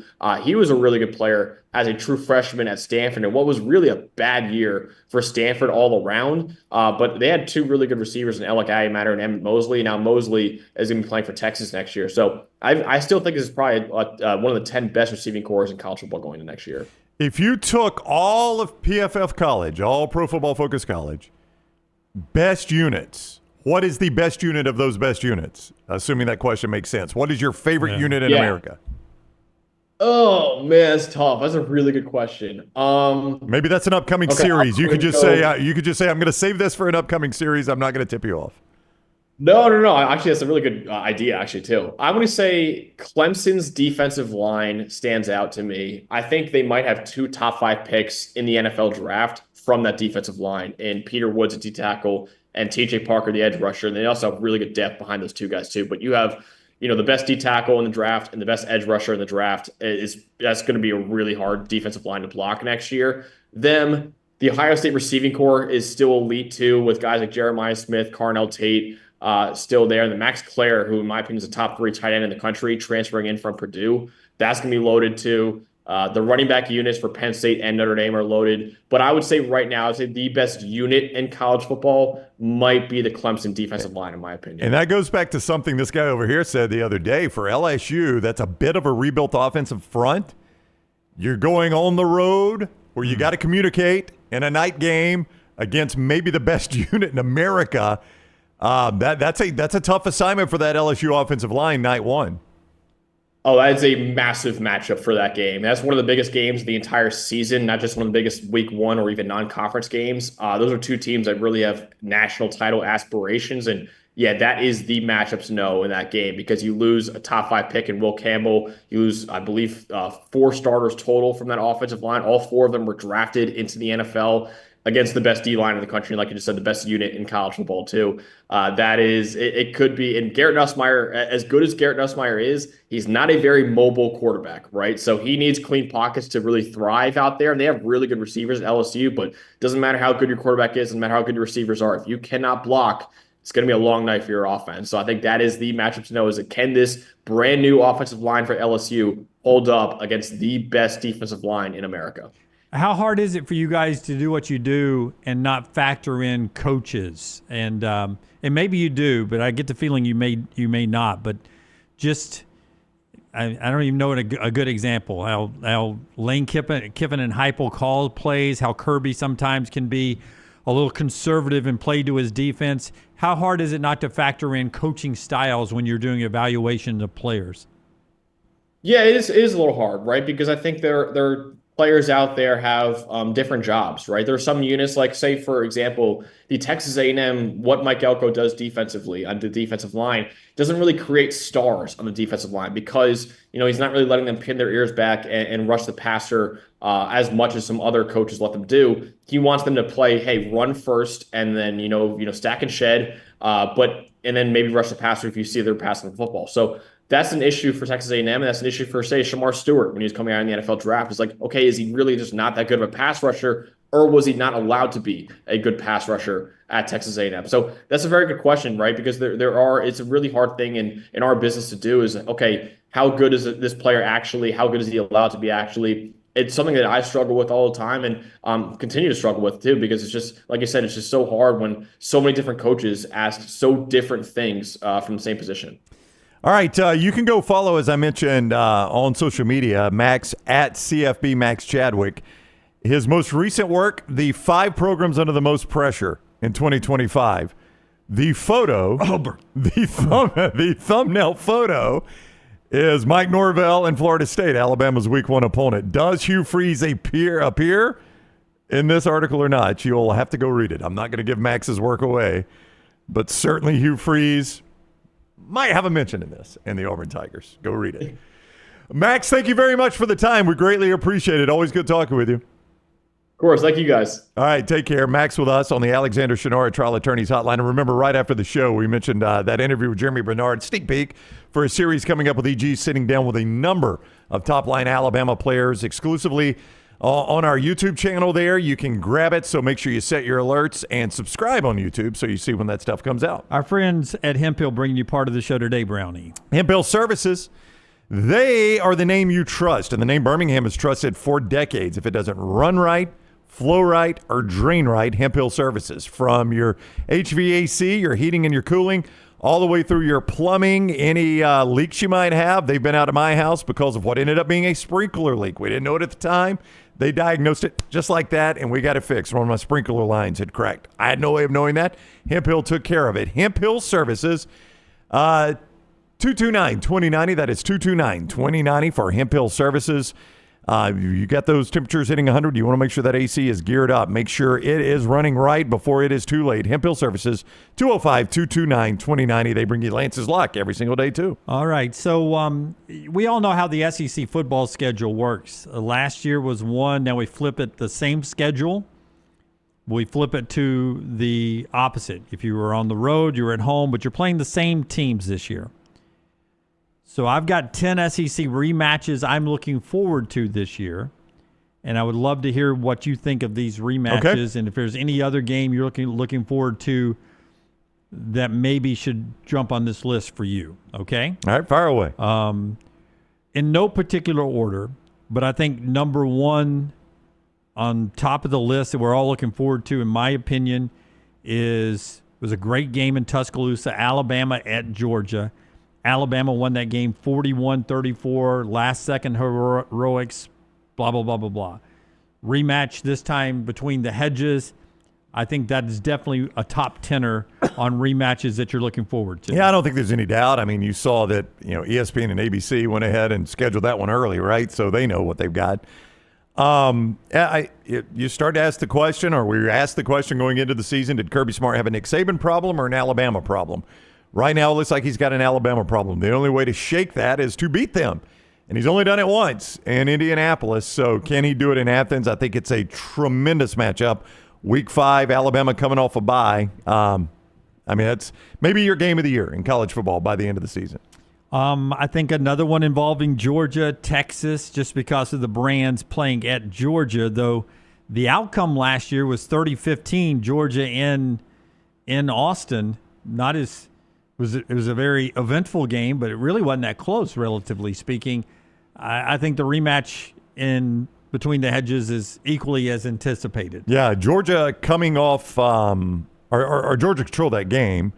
Texas will be coming into that game off a bye, which is interesting. It's a stretch for Georgia, which includes the cocktail party, a trip to Starkville, and then they host Texas. So Texas coming off a bye, Georgia getting it at the end of 3 straight SEC games, 2 of those away from home, is kind of interesting scheduling there for that one. Yeah, it's not a conference game, Georgia Tech. Yeah, but boy, that was a heck of a game. At Georgia Tech. Keep in mind, that one's in Mercedes-Benz Stadium this year. That's a game Georgia Tech moved to Mercedes-Benz Stadium rather than play on campus so they could sell more tickets. And they'll probably end up selling more tickets, Jim, to Georgia fans, not Georgia Tech fans. So just because there's more of them. Yeah, it's probably going to end up being more like a 50-50 split in the tickets, if not maybe even a slight edge to Georgia. Of all the Auburn games last year, the rematch I'm looking most forward to is Auburn at Texas A&M. That was a big win. It was a ranked win, a rare one recently for Auburn over Texas A&M. Now they got to go to College Station, 43-41, 4 overtimes, if I have written this down correctly. Last year, what a fun game that was. Broke Texas A&M's back. They were rolling into that big showdown with Texas, and then Auburn snaps them there in 4 overtimes. And for Texas A&M, that comes after their trip to South Bend. They get a bye. Who knows? I mean, they could be 3-0 with a win over Notre Dame. So for Texas A&M, if you're 3-0 with a win over Notre Dame, you're easily top 15, maybe knocking on the door of the top 10. For Auburn, it comes at the end of that September stretch, and it's right after a road trip to Oklahoma, back-to-back, road trip to Oklahoma, road trip to Texas A&M. It's a tough ask to have to play both those games back-to-back. looking forward to South Carolina's trip to LSU this year. Last year in Columbia. Wild game. 36-33, LSU wins it on the road. Can South Carolina prove they're a contender on the road in Baton Rouge? Came down to what South Carolina fans would call a controversial call, what LSU fans would say a right interpretation of the rules, but a blindside block which wiped a South Carolina touchdown ended up being the difference in that game. And it was a wild, fantastic game that really by the end of the year, Jim, you could argue it cost South Carolina a spot in the playoffs. I mean, if they can get that game or the Bama game to go the other way, they're probably a college football playoff team. Another great game was LSU and Ole Miss. I'm looking forward to their trip to Oxford. Last year in Baton Rouge, 29-26 OT winner for LSU. And I mentioned earlier where that falls for LSU is at the end of that September run, which includes a road trip that we've talked a lot about to Clemson, the home game against Florida, and then that's the end of September when they are at at Ole Miss. Like I said, everything from 2-3 to 5-0 is on the table in September for LSU, and that one seems particularly difficult to me. Not more difficult than at Clemson, but that's the second most difficult game of that entire stretch for sure. 24-17, Florida over Ole Miss. I'm looking forward to the trip back to Oxford. Got to be a little payback in that one if you're an Ole Miss fan. And wouldn't it be interesting if the roles were reversed? If Florida is as good as I think they were, where does that game fall? Is it still at the end of the year? Give me 2 seconds and I'll tell you. I do not know. I'll tell you in 2 seconds. But wouldn't it be interesting if the roles are reversed and Florida's as good as I think they might be, Jim, and they've got to have that win at Ole Miss to stay alive in the playoff race, and maybe Ole Miss is not performed and they knock Florida out. Yeah, it's Saturday, November 15th. So Florida would still have to play Tennessee after that. It is weird to see Tennessee at the end of Florida's schedule, isn't it? Yep. They have to play Tennessee and Florida State after that. So I don't know. I mean, if you had a role reversal there and Ole Miss cost Florida a playoff berth, that'd be kind of payback. I got one more that's a lock, even though the game last year was a blowout. EG and I were there. Alabama beat the brakes off LSU 42-13, but I'm looking forward to the rematch in Bryant-Denny Stadium. It's going to be a much tougher outcome, I believe, this time for Alabama. It's a harder game, even if they win the game. I don't think it'll look like 42-13 like it did last year. Yeah, well, since the game of the century, the 2011 LSU win in Bryant-Denny, LSU's only had one win in Bryant-Denny in 2019. So that has been a place they have struggled to find wins. And a lot of those have gotten away from LSU, much like the game in Tiger Stadium did last year. It was a national championship year, though, when they did. Oh, yeah. 2019. Well, I mean, every year they've won in Bryant-Denny, recently they've played for or won the national championship. So it's been a good sign for them if they're able to win in Tuscaloosa for sure. I'm looking forward to the rematch, Oklahoma and Alabama, this time in Tuscaloosa as well. I wondered if that was going to make the list for you. 24-3 last year in Norman. Yeah, because if you're an Oklahoma believer, okay, and I don't think Oklahoma can still be alive by this time, but if you're an Oklahoma believer, that could be much like the Alabama game last year that knocked Alabama out. This could be Alabama knocking Oklahoma out because it's hard to believe Oklahoma can make it with one loss to Bryant-Denny Stadium. But if you're an Oklahoma believer and you want to find good news, that game follows the LSU game. And you've seen it before, Jim. Through the Saban years, there's often been a letdown after that LSU game. Does that carry over into the DeBoer years? Like that LSU game gets built up. And if LSU is what a lot of people think they are, that Bama-LSU game could be a top 5 matchup, certainly a top 10 matchup perhaps, So that could have the feels that Alabama-LSU game has had in the past. And oftentimes Alabama's had a letdown after that, and you can't do it now because Oklahoma's your next team. I'm going to leave off Oklahoma and Tennessee and Knoxville this time. I'm going to leave off Tennessee and Georgia. I'm going to leave off Georgia and Kentucky, even though that was 13-12 up at Kroger Field. I'll leave off Kentucky and Ole Miss, even though Kentucky pulled the upset. I'll throw in Texas, Oklahoma, Red River, even though it was a blowout last year for Texas. And I'll throw in Iron Bowl, Alabama, Auburn, down at Jordan-Hare because of the location. Those are the 10 SEC rematches I'm looking forward to on the rematch schedule, the flip around this year. Brought to you in part by our friends at New Life Art, all the great works there at New Life Art. You can go and check out Daniel A. Moore and the great paintings he's done of great Alabama moments over the year. That includes some basketball, like Mark Sears' buzzer beater down at Auburn this year.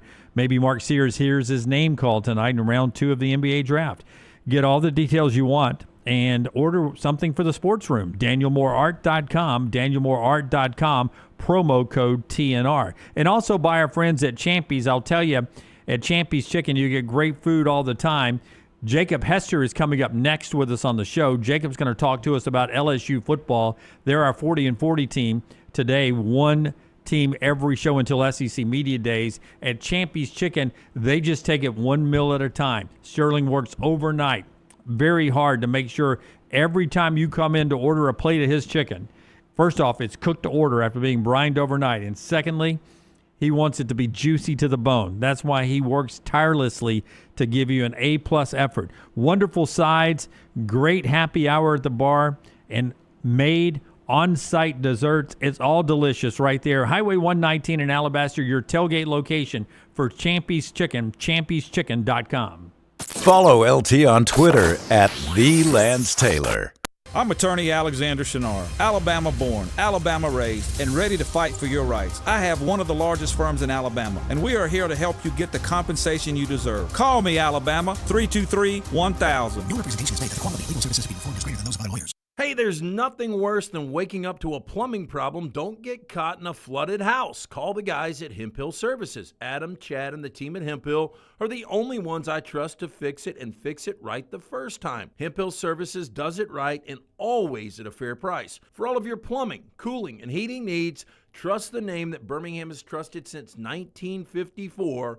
That is Hemp Hill Services. Call now, 205-229-2090. That's 205-229. Lunch and dinner, that is Hamburger Heaven since 1982. Hamburger Heaven has been serving Birmingham's best hamburgers, cheeseburgers, French fries, hand-spun milkshakes, and sandwiches made fresh to order. All of their ingredients are fresh and prepared daily. This includes their beef, always fresh, never frozen, hand-pattied each and every day. For breakfast, lunch, or dinner, visit any of the 4 locations, Highway 280, Irondale, Gardendale, and Homewood. Storm season is here. Make sure you have a plan of action in place right now. Greg from Pell City and Storm Restoration Roofing should be your first call when storms hit. Insurance companies love working with Storm Restoration Roofing because of Greg Nelson's name and reputation in the industry. When storms hit, call Greg Nelson. He's local, 205-542-3531. He's the home of the free no-cost roof inspection. Greg from Pell City on Facebook, 205-542-3531. It's Storm Restoration Roofing.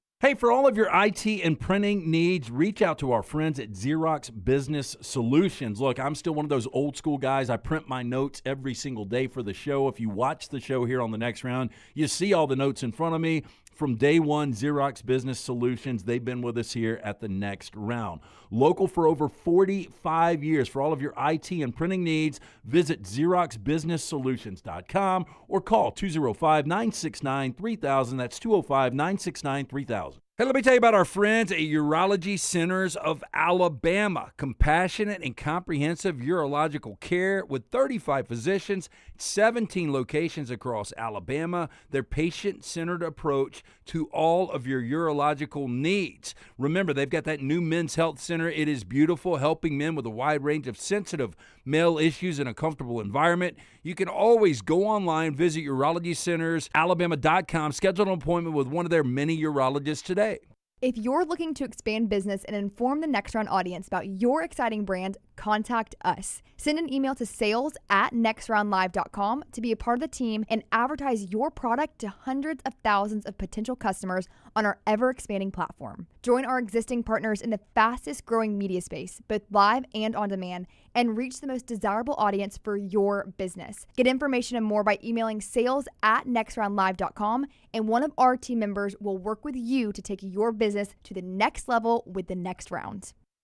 It's bow time. Tired of choosing between sweet and savory? Why not have both? Introducing Bojangles' new chicken and bowberry waffles. The bold Cajun chicken filet you love, now drizzled with a bowberry honey glaze and sandwiched between 2 warm waffles.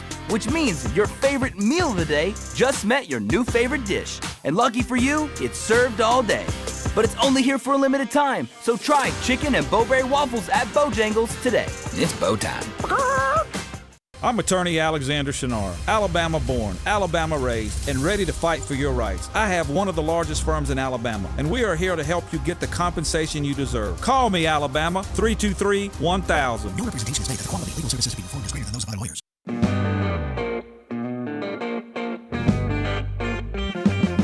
St. John's switching from Nike apparel to Adidas apparel. Keep an eye on that. Adidas about to, I think, announce one or two more big ones. Okay. Pretty soon. Yeah, it's big in the basketball world right there in New York City. Yeah. All right, Michelson Laser Vision brings you part of the show. Lance Taylor is living proof that they can improve your eyesight drastically. Nearly blind, Lance was, and now fighter pilot vision after LASIK surgery from Dr. Mark Michelson. His daughter, Dr. Jennifer Michelson, also part of the team there. They are pioneers in the field of LASIK surgery. They do tremendous work. 969-8100, 969-8100, MichelsonLaserVision.com. Just call Amy and say you want Lance's fighter pilot vision. They can help you get it and get that risk-free evaluation. MichelsonLaserVision.com. All right, let's talk to Jacob Hester, LSU great. LSU, our preview team today, because 45 voters made up of audience members that applied to vote, and Jim selected them.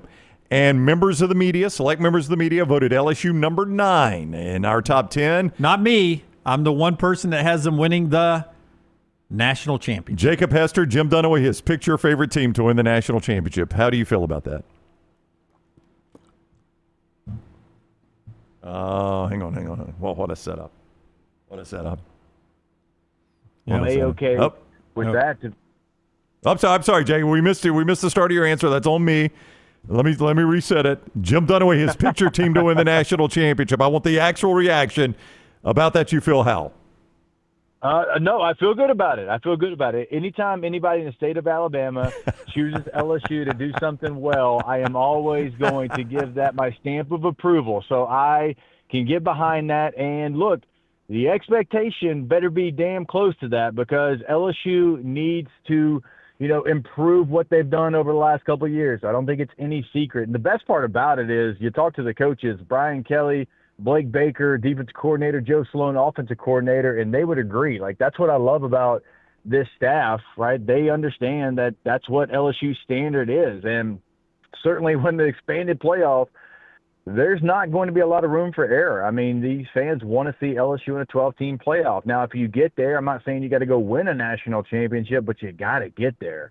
Like, when this thing expanded, LSU was one of those programs that was going to be playoff or bust. And last year, you had some really good moments. You hit the lull there in the middle of the season. You still had a chance to go to Atlanta. You go to the Swamp, and if you beat the Florida Gators there, you're in Atlanta for the SEC championship game, but you didn't get that done. Right, so you fall short there. You end up playing in a Texas Bowl, and so it doesn't necessarily have to be national championship. I think a lot of people would certainly be fully behind that, but it has to at least be a college football playoff. How hard is it, you think, for BK to get all the portal folks bought into the team, blending together and forming a unit, because they have some significant portal contribution needed on both sides of the football? How tough is that for him, you think? Well, I definitely think it was something that he was worried about whenever the portal was kind of new and fresh and everybody's trying to figure out how to navigate it. I mean, he came out, he had some strong quotes about buying football teams and different things, and they added portal pieces here and there his first year. They added some guys from the group of 5 that ended up all kind of hitting, and it got him to an SEC championship game, but then they tried to kind of use the same formula, and it just did not work. There were some misses in the portal, and I think he realized, okay, we've got some real top-end talent here. Like, you can go back to his first year, second year, whatever. We've got top-end talent here, but we do need to supplement this roster with some secondary pieces through the transfer portal, right? We have to keep up with the times. We have got to do a deeper dive. And that's exactly what they did, because the top-end talent is still there. You look, you got quarterback figured out, which is the toughest position in all of ball to get figured out. But they did a really nice job of adding nice pieces in the portal. I'm not saying that they went out there and added, the best player on the team on either side of the football. But what they did is, where they were deficient, where they didn't have any depth, that's where they added a bunch of their pieces. Now, you go out and you get, players from Virginia Tech and Houston and Florida. Like, you go to some of these programs that, have had some winning ways in their history, right? You go to some of these programs that they played in the Big Ten, they played in the SEC. You go to Northwestern, even though Northwestern individually hasn't had a lot of success, they play in the Big Ten. So you could get an offensive lineman from there. So it does feel like they were strategic in who they brought in. Again, guys that aren't necessarily going to be the superstars. The superstars are guys you recruited out of high school. Your Garrett Nussmeyers, your Whit Weeks on the other side of football, your Harold Perkins. But what they did is they added pieces that you can rotate. You can have depth. If you have an injury, it's not doomsday scenario. And I think they did a good job of identifying guys from Power 4 programs to come in that have already been through that fire that can help you right away if needed.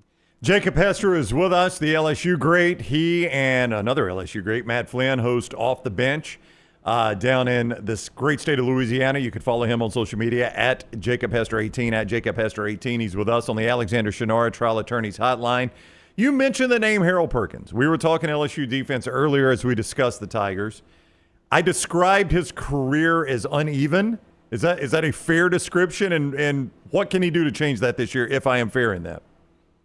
No, I think it is fair. I think when you look at what he was his freshman year, he was a terror for offenses. You go back, and not many times is this actually factual. Like we say it sometimes, but it doesn't, really hit home. It's something that we just kind of throw out there, but in reality, it's not real. He won a game by himself. They went to Arkansas a couple of years ago, his freshman year. The offense sputtered. They couldn't get anything done. I think they might have scored one touchdown, and Harold Perkins had 4 sacks, created, I think, 2 turnovers himself, and he went out there as a linebacker, and he won the football game for LSU. Like, that doesn't happen at that position or really anywhere in football, maybe outside of a quarterback performance that we can all go back and point to. He did it as kind of a hybrid edge rusher / linebacker. So that's who he can be. Now, I know a lot of people are like, put him on the edge, what are we doing? He's not an edge rusher. He is a piece. He is an X-factor weapon. Can he play on the edge? At times, yes, he can do that. But if you put him on the edge, and look, I had Jimbo Fisher was my co-host with me on Tuesdays on my SiriusXM show, and we had a conversation about it. He goes, look, when they tried to do that, we understood the assignment, and, Harold Perkins is a great player, but he's not big enough to hold up in the run game at edge. You've got 310-pound tackles that are going to be able to move him around. And so I think LSU tried that, and then they tried to put him at stack backer and try to make him a linebacker because, Blake Baker did such a good job with Damone Clark when he was here the first time at LSU, and I just don't think that that's, what Perk is either. I think Harold Perkins is somebody that plays the star position, and it's called something different everywhere. It's kind of a nickel Sam, and there is a large role for somebody that has that skill set at the next level. It is somebody that you can still bring him off the edge. He can cover tight ends in space. He can cover running backs at the linebacker position in space. He's so good in coverage. You look at the Pro Football Focus grades, he's always graded out really high in coverage. He can be, an edge setter there in the run game in space. He doesn't have to be on the line of scrimmage. It's actually the perfect spot for him. And again, I understand you get enamored with the sacks that he had his freshman year, and it was great. He doesn't need to live there. Now, he can be there at times, which I think is another great weapon for you. So I think really for Harold, it is getting him healthy, one, and Blake Baker putting him in that nickel Sam star role where he can cover, he can, be good in run support, but not on the line of scrimmage, and he can still do all the things you want him to do out there in space. And this is where I freak you out with a good comparison, I think, because, I'm just a sportscaster and I don't know ball like you do. Or our buddy Cole Kublik, and I don't own but like 2 or 3 pairs of dunks. But I think he's – do you remember Mark Barron at Alabama? Oh, absolutely. I think I did radio shows with the guy that drafted Mark Barron, and so, I've got the full profile, and that's a great comp to what Harold Perkins can be. Yeah, so that's when you were describing that, I was like, oh, man, it sounds exactly what – Barron was able to do for Nick Saban's teams so many years there in Tuscaloosa. And I want to ask you about this schedule because it does seem like, even though I was there when Alabama just took it to LSU down in Tiger Stadium, it does seem like the tougher games on the schedule are on the road this year. How do you see this LSU schedule? It seems like it is difficult for a national championship contender, and that the toughest games also seem to be on the road. Yeah, look, as we all know, like anytime you're in the SEC, there's going to be like a 3-game stretch that's just, it's hell. And it doesn't matter how you break it up. That's just the way it's going to be. And so LSU is going to have one of those. And you're right. Like a lot of that is going to come on the road away from the friendly confines of Tiger Stadium for LSU. And it gets started from the get-go. I mean, you're going on the road to a top 5 team in Clemson that won the ACC last year, that's got a top 3 quarterback returning. They've got a front 7 that could have 3 guys drafted in the first 20 picks of the NFL draft. And so even in the non-con, like you have challenges. And look, LSU, we all know they've lost their last 5 season openers. Mississippi State, UCLA, Florida State twice, and USC. It has not been friendly to them. It has been clunky, and it has not been smooth. They have got to get that fixed because Clemson's not going to feel sorry for you. Clemson's got a damn good football team, and Clemson wants to prove themselves against an SEC team. They don't care which SEC team it is. They just want to do that. So you're going to have challenges. You mentioned you got to go to Alabama. You got to go to Ole Miss. Now, I mean, look, you get Florida at home. You get A&M at home. You get South Carolina at home. And so you miss some of those heavy hitters as well. But the SEC is what the SEC is, and then you throw a Clemson on top of that. It's always going to make it that much more difficult. So they're very talented. I think LSU's roster is the best it's been since Brian Kelly's been here as far as the totality from top to bottom. But it all, for me, it's game number 1. Because if you lose that game on the road to Clemson, like you don't really have any room for error. Like you're going to have tough challenges, and you're probably going to lose another game. And then it's going to be the conversation, well, is 10-2 doable? And if you go 10-2, but you don't go to the SEC championship game, are you going to make a college football playoff? And so I love the fact that LSU's playing a game like that. Like I don't want to see directional school U in the opener. I didn't want to see it as a player. I don't want to see it covering the team, doing the games on the radio. I appreciate the fact that they are challenging themselves. But you lose that game, you got no room for error. If you win it, you build yourself some equity where you can have a couple of slip-ups and it'd probably be okay because Clemson's going to finish pretty strong in the ACC. And so, no, you're right. The schedule's tough. I think your toughest games are on the road, including those non-con ones. So LSU, they need to find something, man, because you can't go 0 for your last 6 in season openers at a place like LSU. Yeah, Dunaway was the first one to make me think about this. And we just had on a guest from Pro Football Focus, who you mentioned, the PFF college side. He brought it. We brought it up to him too. That Clemson defensive line, he says, is the best in the country. I think most people would say they're certainly among the best. And that is a rebuilt offensive line for LSU, and it's a road game in a hostile environment where communication will be absolutely critical. There is a recipe for disaster there if LSU can't be good out of the chute at the offensive line spot.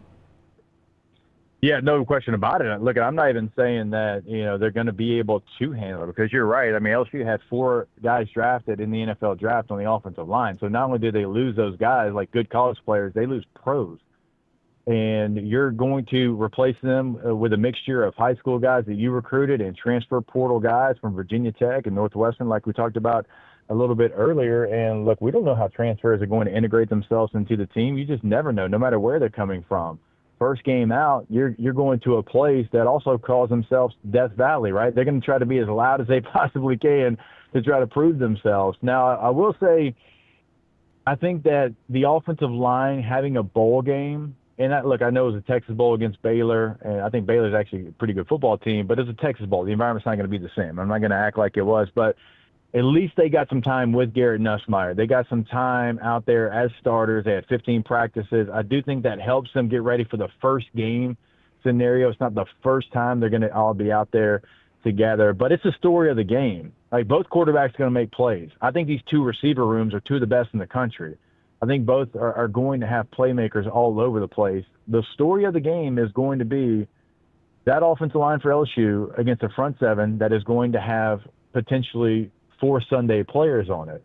And can LSU handle it? Look, and if they can't protect Garrett Nussmeier, they're going to be in a world of trouble. It's going to be a long day for them. And so that is going to be, the main thing to focus. If you're watching that game, is LSU's offensive line struggling early with the pressure because Garrett Nussmeier is a true pocket passer, right? He does not run. He doesn't run even when it's an RPO situation. He doesn't pull the ball very often. And if he doesn't have a clean pocket, he can't show his true skill set. So it's going to be the biggest thing for LSU to handle, right? Because Cade Klubnik is going to make his plays. You know that's going to happen. You got a guy back there, number 13, that can go score for score with any offense in the country if he's given the ability to be the quarterback that he is, which is a true pocket passer stepping up in the pocket. And so that's going to be like quickly, too, guys. We're going to know like in the first 5 minutes if LSU is going to be able to get that done. Yeah, should be. I mean, my gosh, they're all fun when they get here, but that one's going to be amazing. All right, here's Jacob Hester at Jacob Hester 18. He and Matt Flynn, the quarterback, host Off the Bench down there in Baton Rouge and throughout the state of Louisiana. Great show there. Go follow him here on Sirius XM, LSU. I mean, he's all over the place. Hester, thank you very much for the time. We'll see you in Atlanta in a couple weeks. Sounds good, fellas. Always a pleasure. Hope you are well. All right, buddy. You too. Take care. Jacob Hester with us on the Alexander Shunnarah Trial Attorneys Hotline. Alexander Shunnarah Trial Attorneys. When you find yourself in need of attorney, you pay nothing unless they win your case, not a dime. Unless they win your case, Shunnarah.com is the place to start. Shunnarah.com is where you start. They have recovered more than $2 billion, maintaining Alexander Shunnarah's core values of integrity, mastery, passion, and success. Headquartered in Birmingham, they've got now 150 lawyers supported by more than 500 dedicated team members. And one thing Alex wanted to do was create a firm that can handle anything his community of Birmingham faced. He has done that. They handle not just personal injury claims, but claims for fire and storm damage, bad drug and device claims, disability workers' compensation, and a host of other claims. Shunnarah.com. Shunnarah.com. Hey, is the judge still alive? No, he passed away last Monday. So there you go. Are you serious? Yeah, 83. Here we go. Look at Ryan Brown. No, he really did. I can't believe you just did this. I can't believe this twice now. LT's Trash is presented by Bud Light. Easy to drink, easy to enjoy. Our friends at Bud Light and Adams Beverage. Did you watch Scooby-Doo when you were a kid? I did. I've watched it as an adult. It's one of my favorite cartoons. Those dastardly kids. I would have gotten away with it if it wasn't for those dastardly kids. And what happens leading up to that, right? They unmask him. They always do. Shaggy always pulled the mask off for Fred or Velma. Yeah. Oh, it's the sheriff. Yeah, wow. Or the Harlem Globetrotters will pull the mask off. Yeah, it's not really a ghost. It was, it's the sheriff. That's right, all along. A lot of times it was the sheriff. I'd have gotten away with it if not for you dastardly kids. Well, police in Tuscaloosa are looking for help identifying a burglar who was allegedly caught on camera stealing cash and coins, donning, and a plot twist, a Scooby-Doo costume. We played poker with a guy that brings... They're called Scooby Snacks, actually. And are these legal? Yeah, but they're like graham crackers, I think. But they're called Scooby Snacks. They're really good too, cinnamon flavored. Yeah. Oh, I've had these. Yeah, I don't like them. Like I think EG. I think somebody brought them to EG. Yeah, same guy. Same guy. Okay, yeah. Our buddy Spud. Yeah. So Spud brought some to EG, and I ended up eating a lot of them because they are very addictive. I don't know why. I agree with you. I like them very much. Yeah. Well, here's a plot twist, Jim. Police in Tuscaloosa, I think I've already read this part. They're looking for someone stealing cash and coins wearing a Scooby-Doo costume. The bandit, wearing a mask and full-body Scooby-Doo suit, complete with a hood, reportedly broke into the Quick Stop service station on Highway 82 in Duncanville before dawn Tuesday. Joinks! In a post on Facebook, complete with surveillance photos, the Tuscaloosa police said the costume burglar broke in around 3:45, triggered a security alarm, stole cash and coins from the store, and he was gone by the time the officers arrived. Jeepers. Would have got away with it, too. Meddling kids, by the way, not dastardly. Yes, meddling. Meddling kids. Yeah. So do you think he's less likely to get caught or more likely to get caught because he wore this costume? It conceals his identity, but there's got to be a lot of people that see this like, oh, I know who that is. Well, I mean, at that point, though, he's walking in and he's drawing attention. First off, I would say this. You're to your point, Brownie.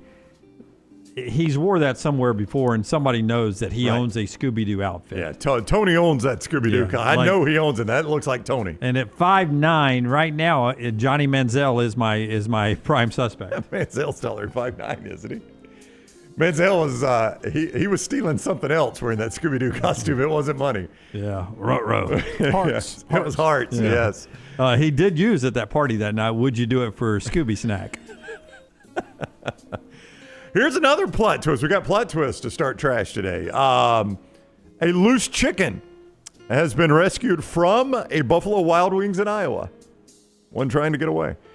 Animal rescues called to a B-Dubs in Iowa to wrangle an unusual visitor, a live chicken. Gonna need you to cook this one a little bit more. The Animal Rescue League of Iowa shared a photo on social media showing a chicken at the front door of the BWW on Southeast 14th in Des Moines. What? The BWW? The B-Dubs. Actually, they call it, I don't know if you know this, but they call it BW3 in some places because it used to be Buffalo Wild Wings and Wicks, I think is a sandwich that they used to have called a Wick. Wow. I did not know that. that. Yeah, but they shortened it to be Buffalo Wild Wings. B-Dubs, we'll call it. What the Clock officials wrote, talk about a chicken on the wrong side of the road. The poor confused hen was collected by an animal services officer and taken to safety, I guess. When I was in school at Jacksonville State, I had to take a summer class at Harvard on the Hill, Gadsden State Community College.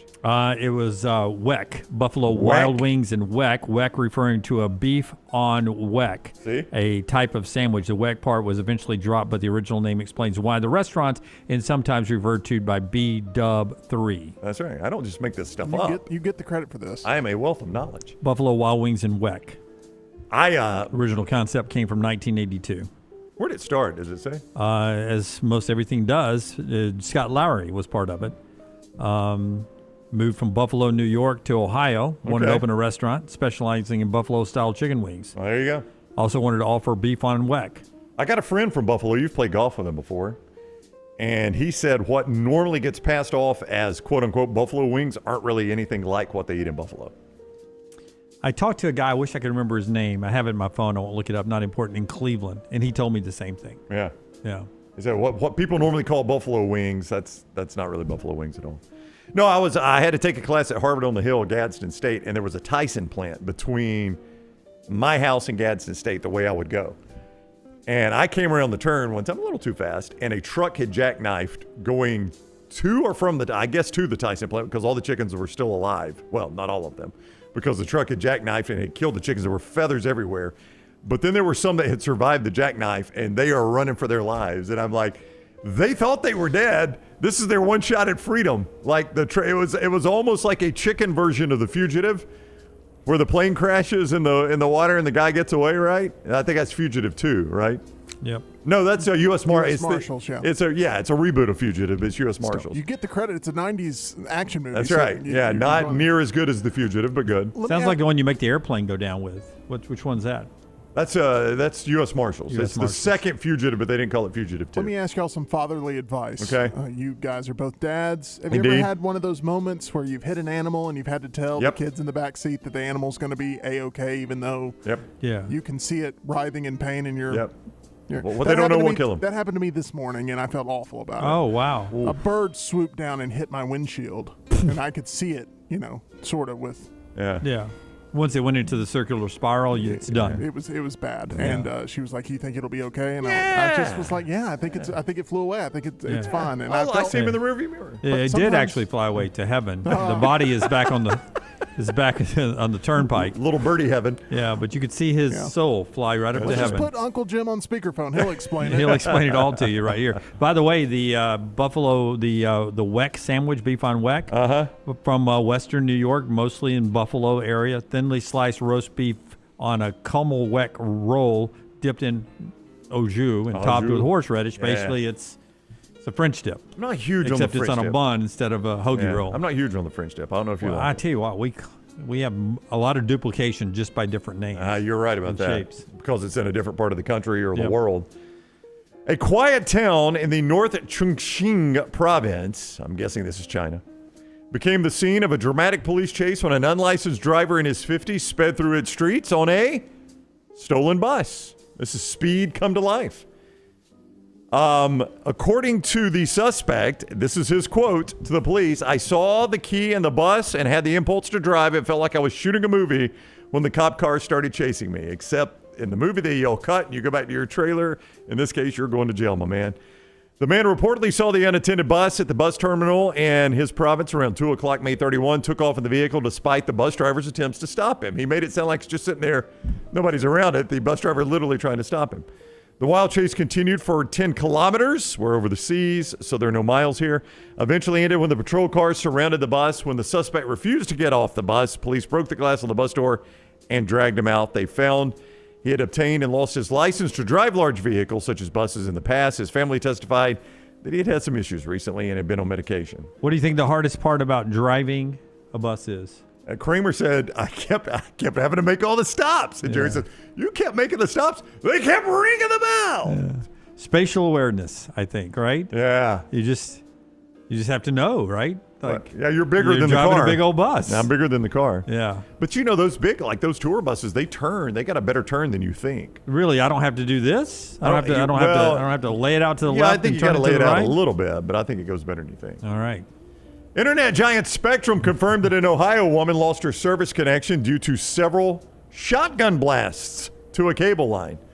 According to WTOL, Kathy Seaman of Middle Township, Ohio, said she lost her internet and cable service for more than a week after first experiencing repeated outages June 15th.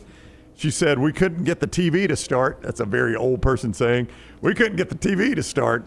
And my app said, well, she's got an app, though. Lance saying, by the way. Yeah. My app said we were in an outage. We unplugged, rebooted, and it would come up, go down, come up, go down, Seaman said. After struggling with the issue for multiple days, she connected Spectrum Internet schedule to schedule a technician to come out and investigate. He said, I'm not making this up. The reason you're having problems is because someone shot up our main power line with a shotgun. Tough way to lose your cable there. It is. And finally, our final story today goes to what Lance says is going to be the end of the world, AI. A new study by Anthropic, an artificial intelligence research company, shows that the technology would be willing to kill humans in order to prevent itself from being replaced. The rapid advancement and development of AI has sparked some growing concern about safety. While anxiety about AI has been long focused on whether the technology could take jobs, a study recently by Pew Research found 52% employees are nervous about the future of their job. It now reveals that it can end lives. 16 leading models from multiple developers.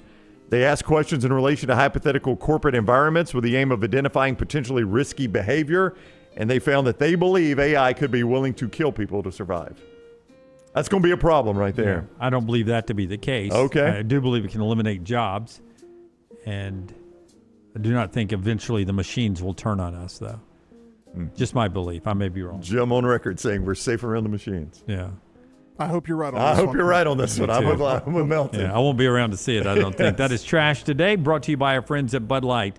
Easy to drink, easy to enjoy. Don't forget Max Chadwick, Pro Football Focus. Jacob Hester, part of the show today. And Brown, tease that Jeremy Bernard thing again for us. Yeah, Emily Grace McWhorter has been to Tuscaloosa. She's conducted a series of interviews, exclusive series of interviews we're going to release here on the Next Round platform. So make sure you have subscribed and set your alerts. And the first one is dropping in mere moments. Germie Bernard, the Alabama wide receiver, at Next Round Live on YouTube, and we'll be releasing those over the next couple of weeks with more to come. All right. Lance back on the show tomorrow, and we'll be live at 9 a.m. Central Time, but don't forget we got a Pennant Grace in 15 minutes.